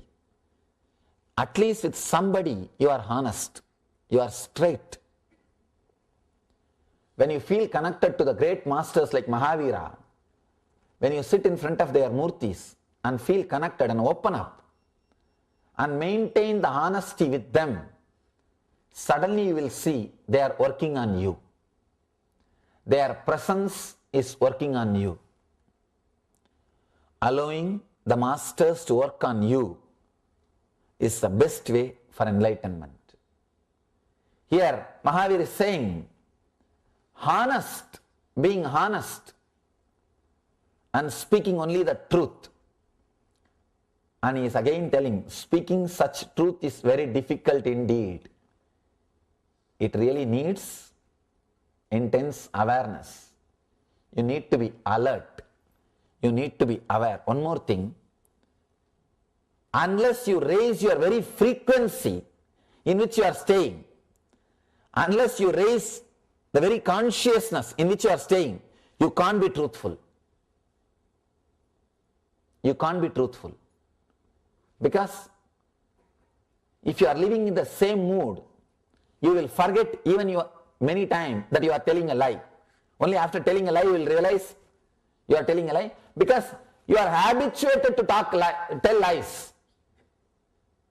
Even a simple thing for no reason, the moment you open your mouth, nothing but lies will come. Just try to record.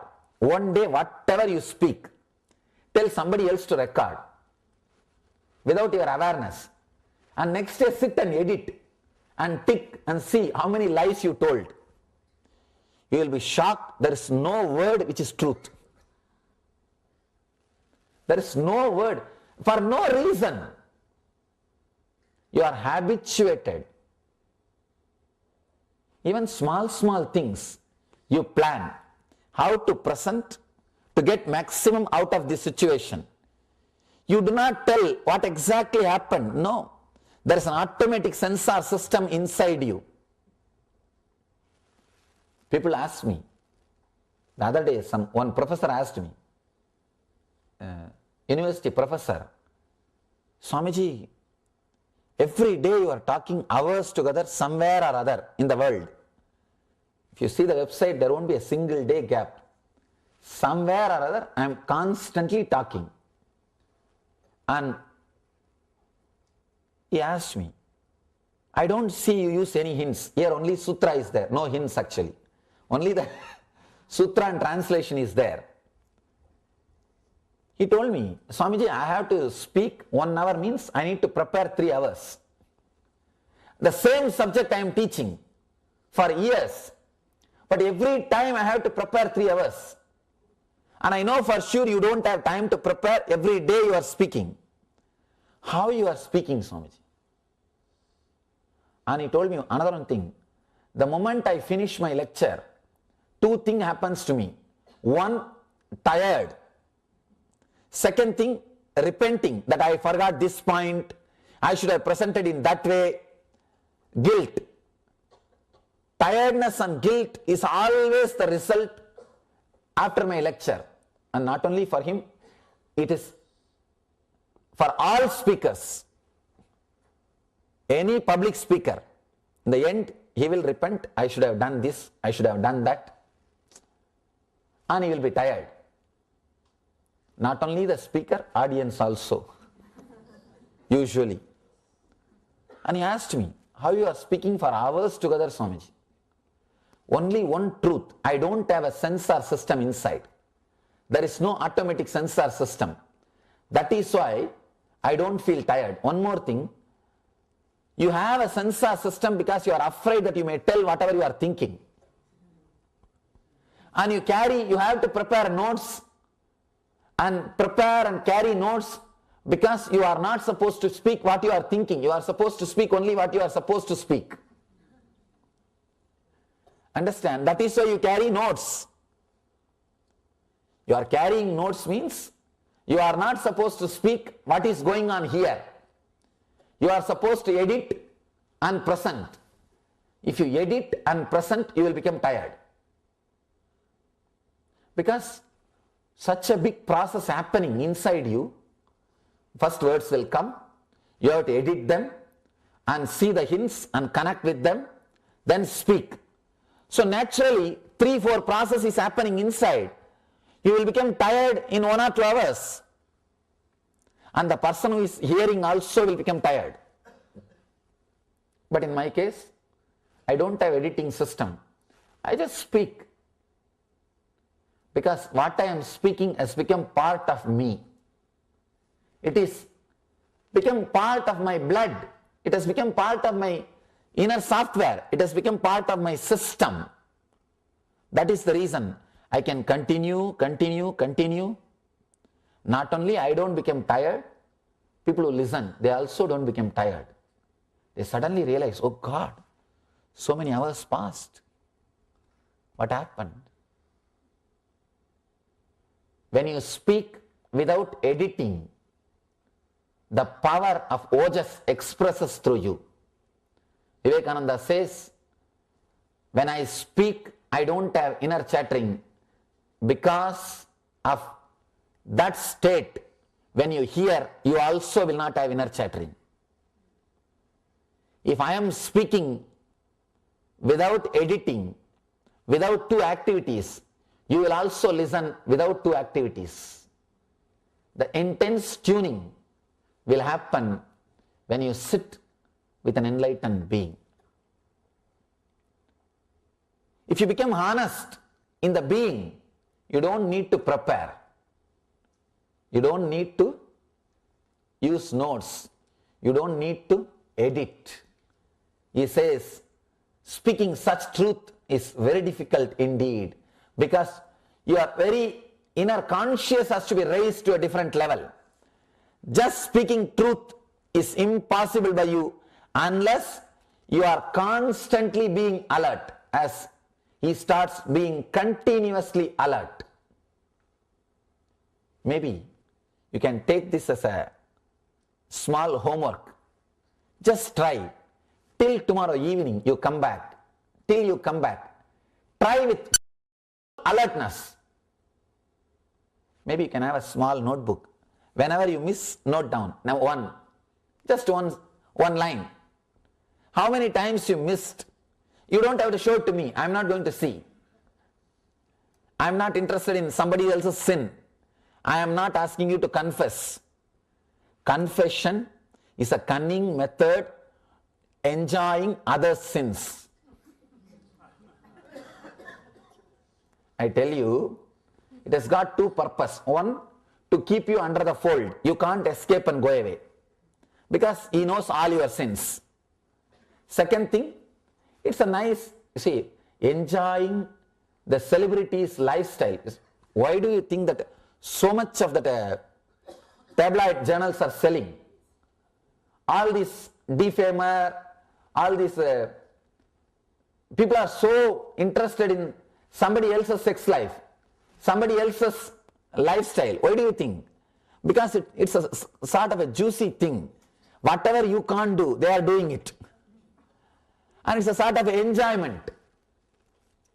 When somebody else does all these things, you just enjoy even listening and enjoying is a sort of enjoyment. This confession gives a sort of a subtle joy to people. That is why that system is created. Exploiting. I am not interested in your sins. I am not going to forgive you. I am not sitting here to forgive. No. and no Eastern tradition is interested in listening to your sins. All they ask is, you be aware of it. That's enough. There is no need for somebody else to be aware. You just be aware of, just try to mark until tomorrow evening. Just try to see. Then you will understand what I mean by the word, what Mahavir means by the word, being continuously aware. If you try just for 24 hours, only then you will understand the meaning of the word being continuously aware. Today, you need to carry only one message, only one line, being continuously aware. Please try to experiment with this one idea. Till tomorrow evening, be continuously aware and see how many times you are failing. That's enough. You will learn what Mahavir wants you to learn. You will learn what you need to learn. That is more than enough. Instead of carrying 1000 ideas on your head and not practicing, experimenting with anything, just carry this one idea and experiment with it. You will see the transformation simply happens in your very being. Let you experience this truth, achieve and radiate eternal bliss, Nithyananda. Thank you.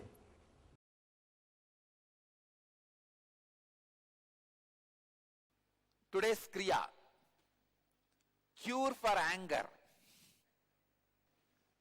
This is again given to Durvasa by Shiva. First, Egapadasana, the first step.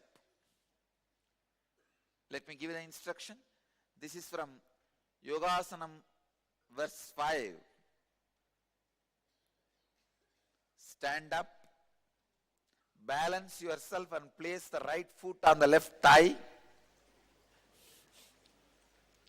You can stand near the wall or holding a chair or do anything.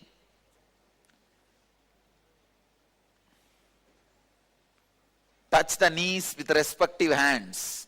Right knee with right hand and left knee with the left hand. Try to.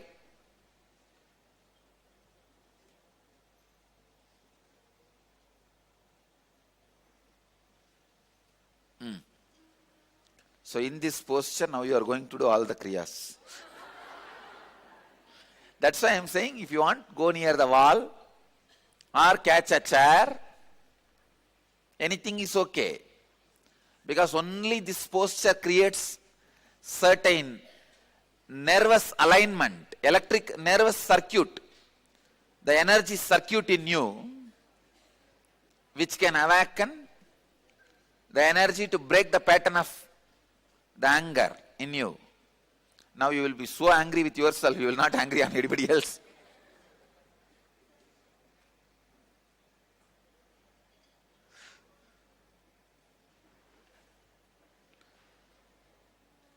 "30 seconds in this posture.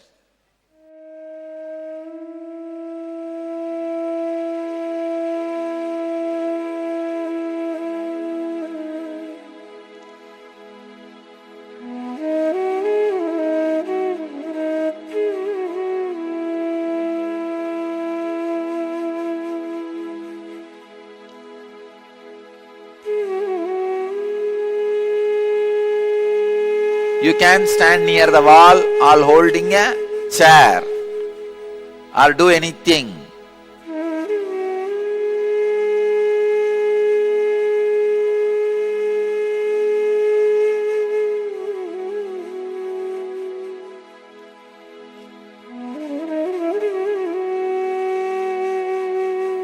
"30 seconds in this posture.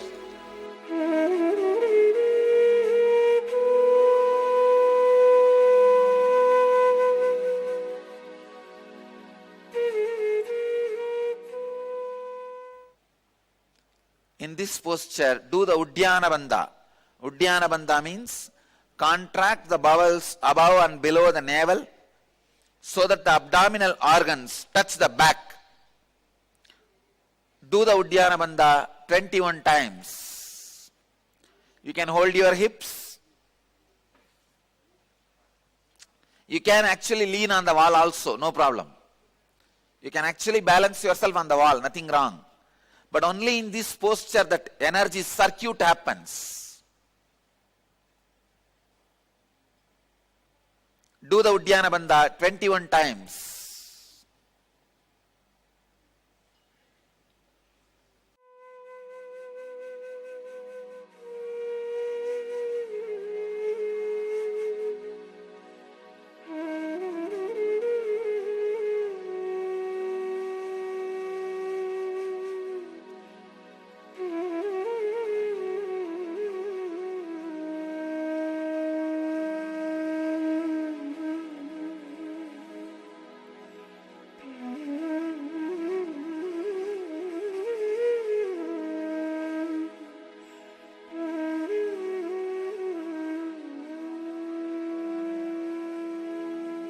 Uddiyana Bandha means contract the bowels above and below the navel so that the abdominal organs touch the back.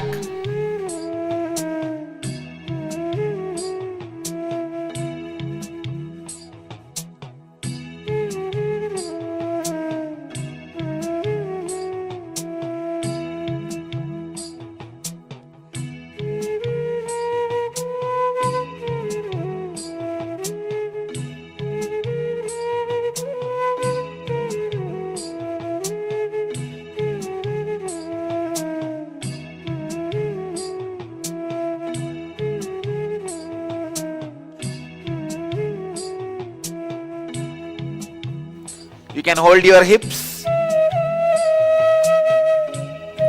You can actually lean on the wall also, no problem. You can actually balance yourself on the wall, nothing wrong. But only in this posture that energy circuit happens.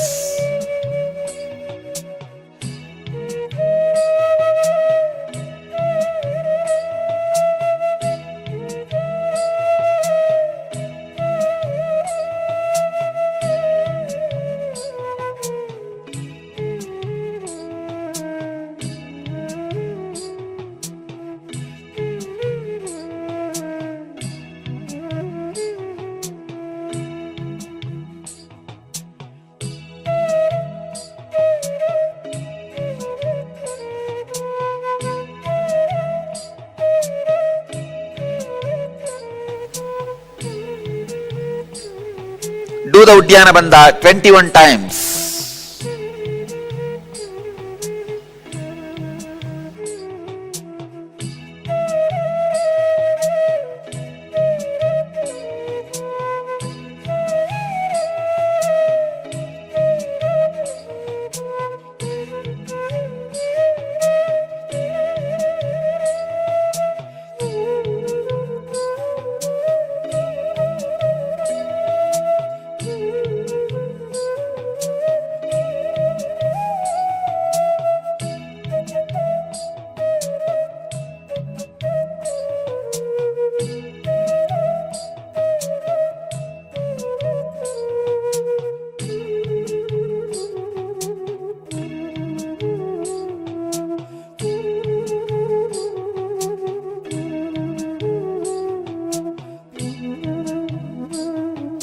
You can hold your hips.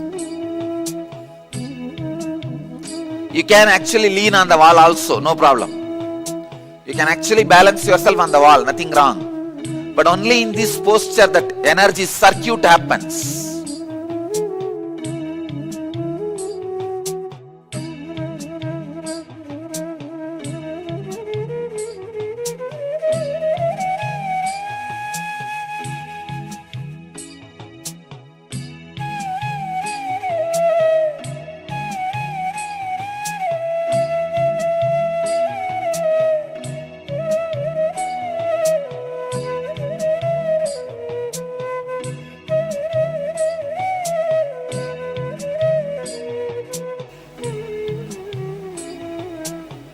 Do the Uddiyana Bandha 21 times.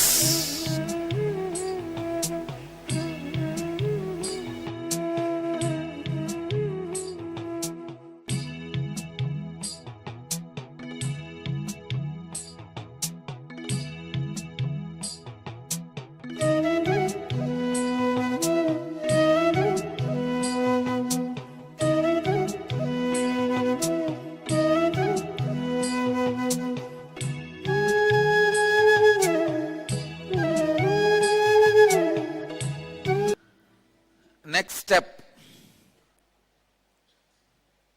Jalandhara Bandha. Now you can change the legs if you want. After changing the legs, Jalandhara Bandha, put your chin on the chest. Hold the breath as long as you can, judiciously. Do this 21 times.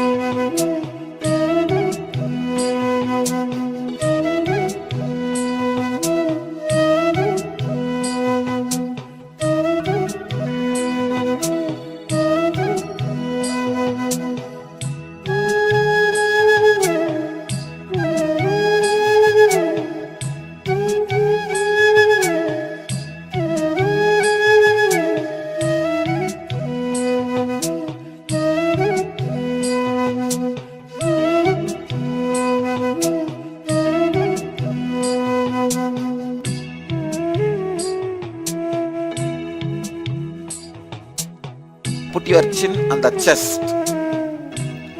Hold the breath as long as you can, judiciously.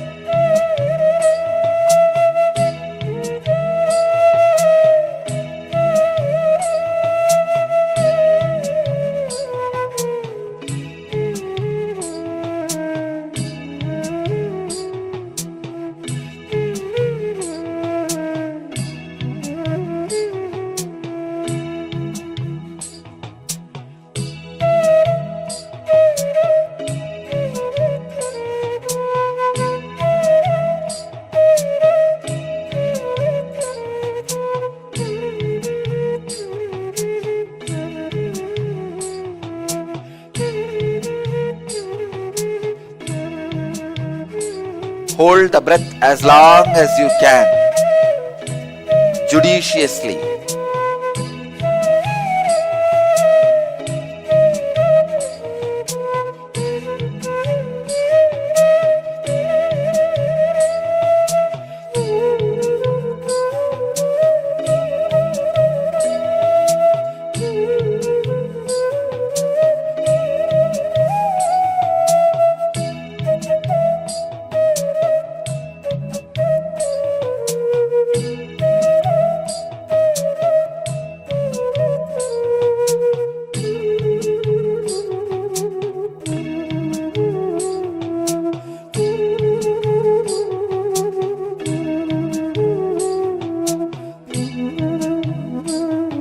Do this 21 times.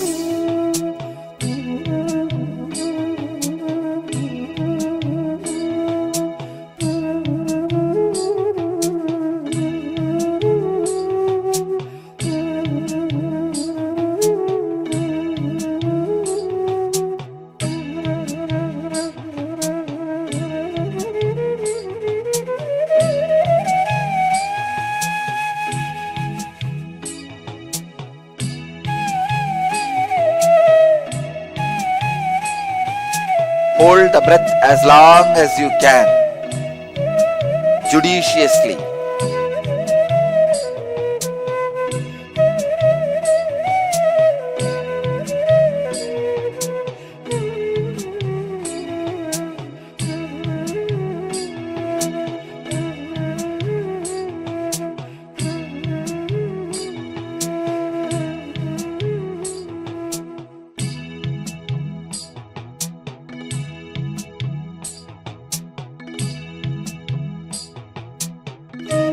Do this 21 times.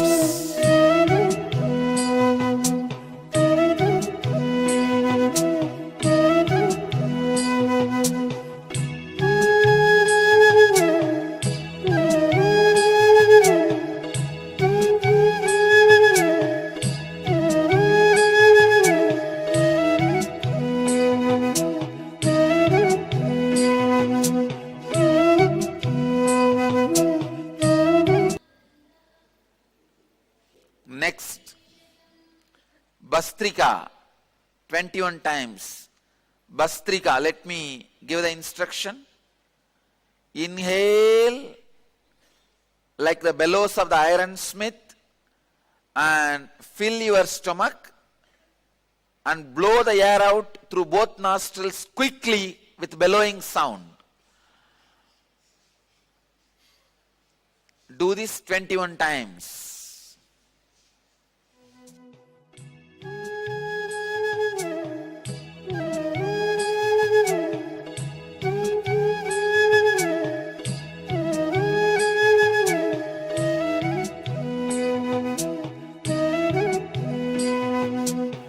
Inhale like the bellows of the ironsmith and fill your stomach and blow the air out through both nostrils quickly with bellowing sound.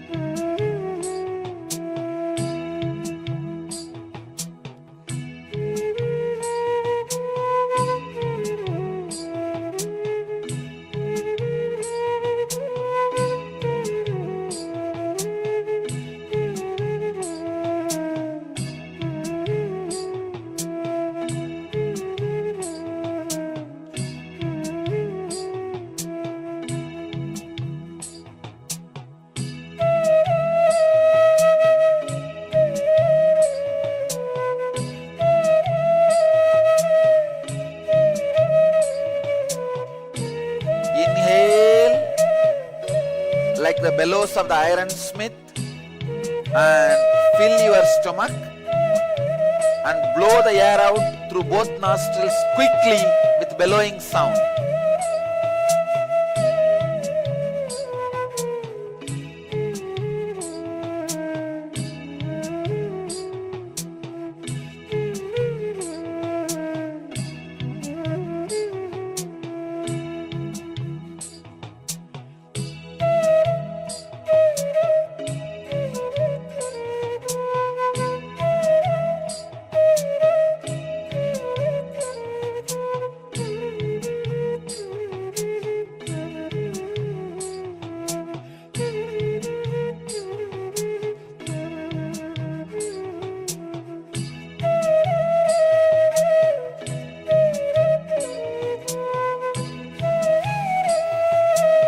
Do this 21 times.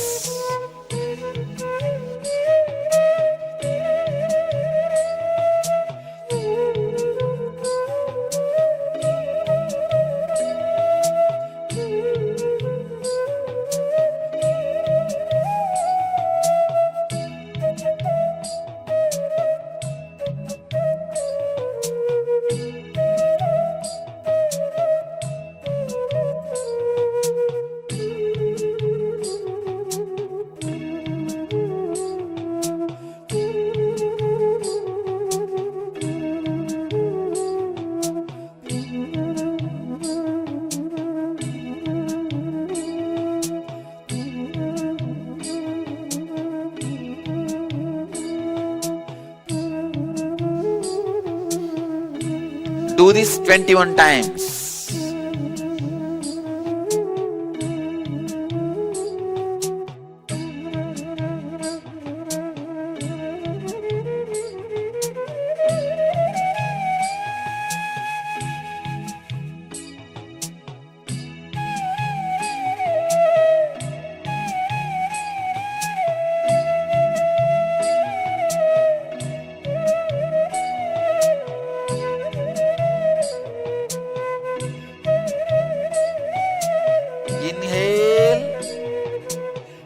bellows of the ironsmith and fill your stomach and blow the air out through both nostrils quickly with bellowing sound.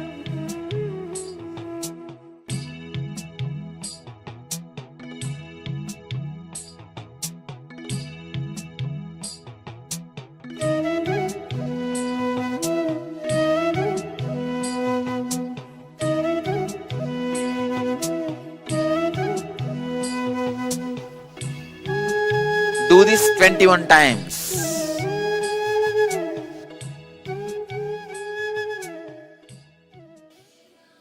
Next step, Shitkari Pranayama. Shitkari means press the lower teeth and upper teeth and open the lips comfortably. Suck the air through the gaps in between the teeth. Be aware of the sound produced. After inhaling, close the mouth and exhale through the nose. Start. Do this 21 times.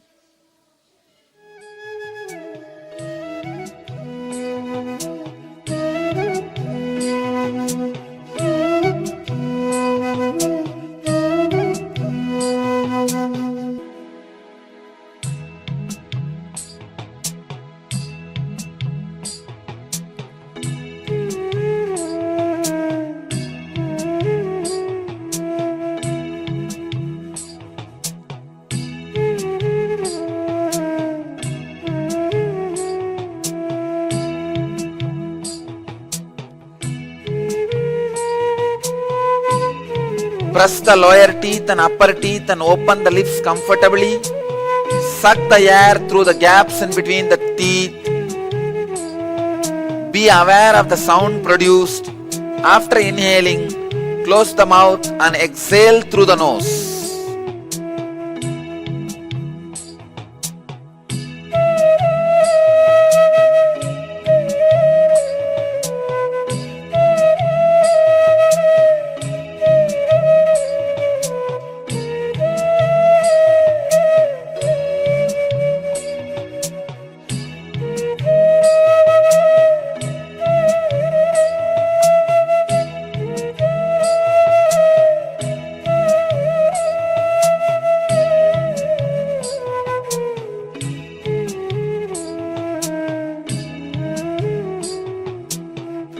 Press the lower teeth and upper teeth and open the lips comfortably.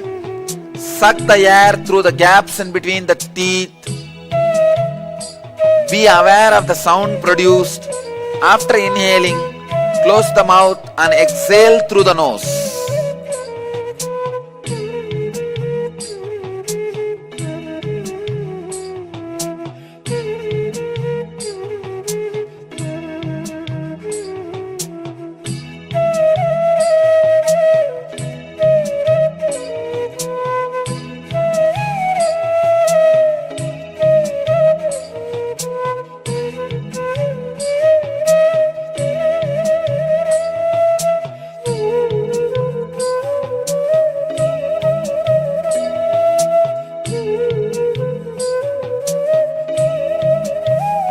Press the lower teeth and upper teeth and open the lips comfortably.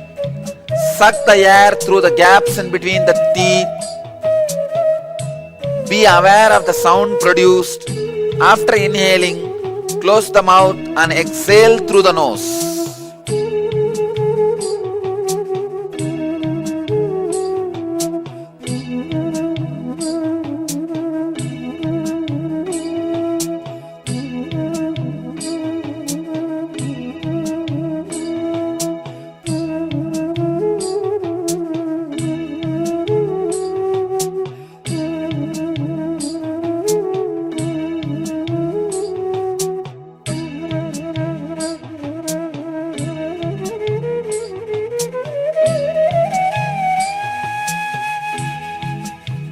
Press the lower teeth and upper teeth and open the lips comfortably.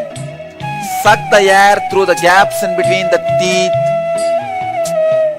Be aware of the sound produced. After inhaling, close the mouth and exhale through the nose.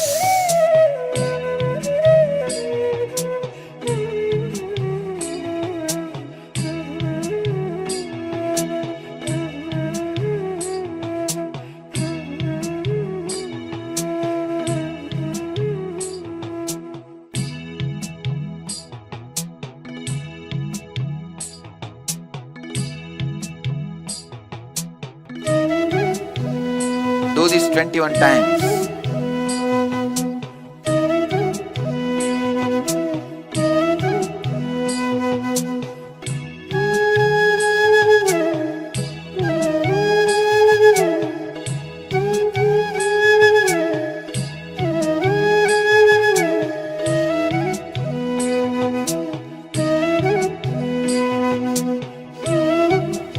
Do this 21 times.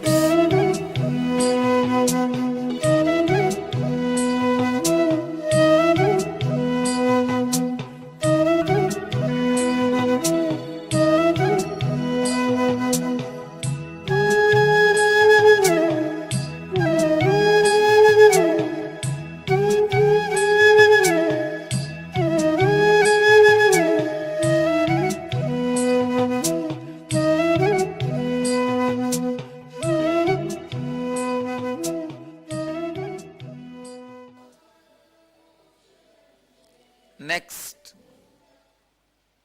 Shitali Pranayama.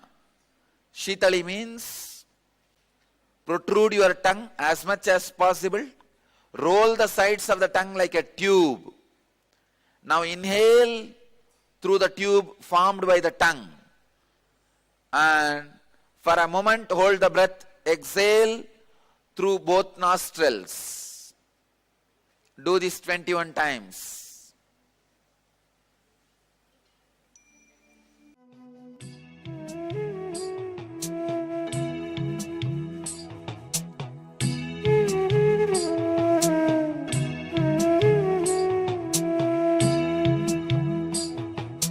Protrude your tongue as much as possible. Roll the sides of the tongue like a tube.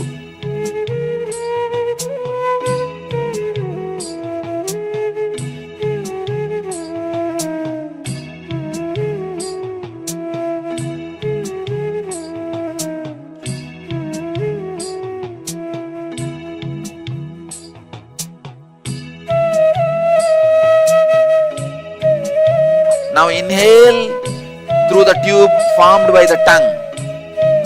And for a moment hold the breath. Exhale through both nostrils. Do this 21 times.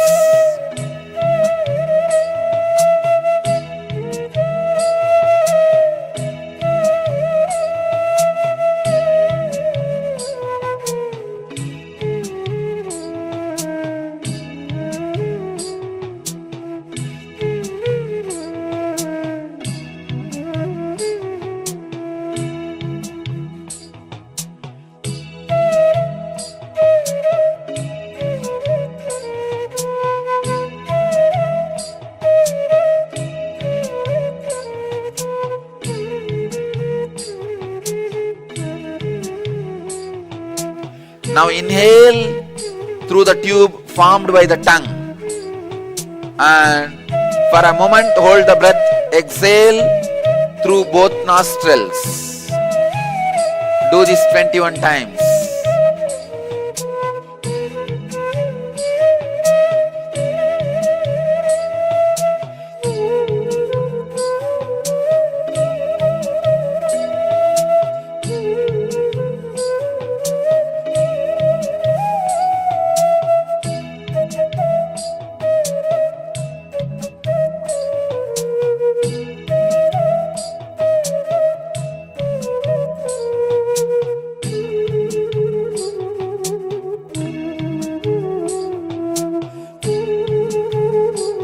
Now inhale through the tube formed by the tongue. And for a moment hold the breath. Exhale through both nostrils. Do this 21 times.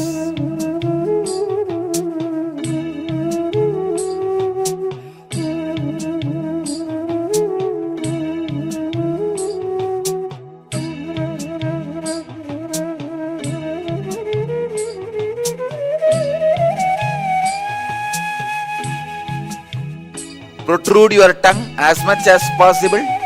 Roll the sides of the tongue like a tube.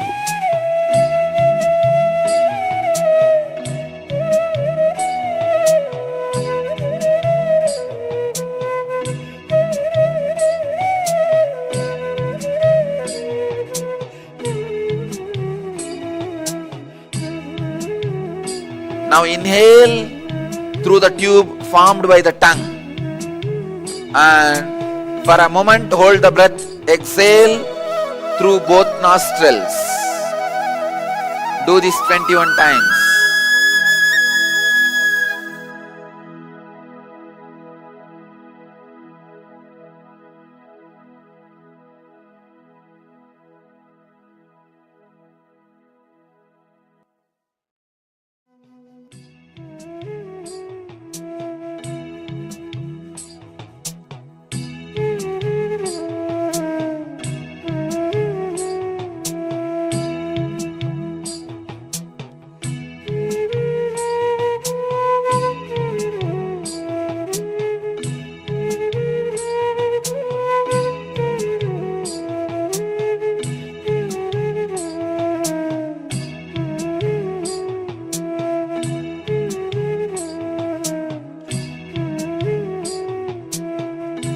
Now inhale through the tube formed by the tongue. And for a moment hold the breath. Exhale through both nostrils. Do this 21 times.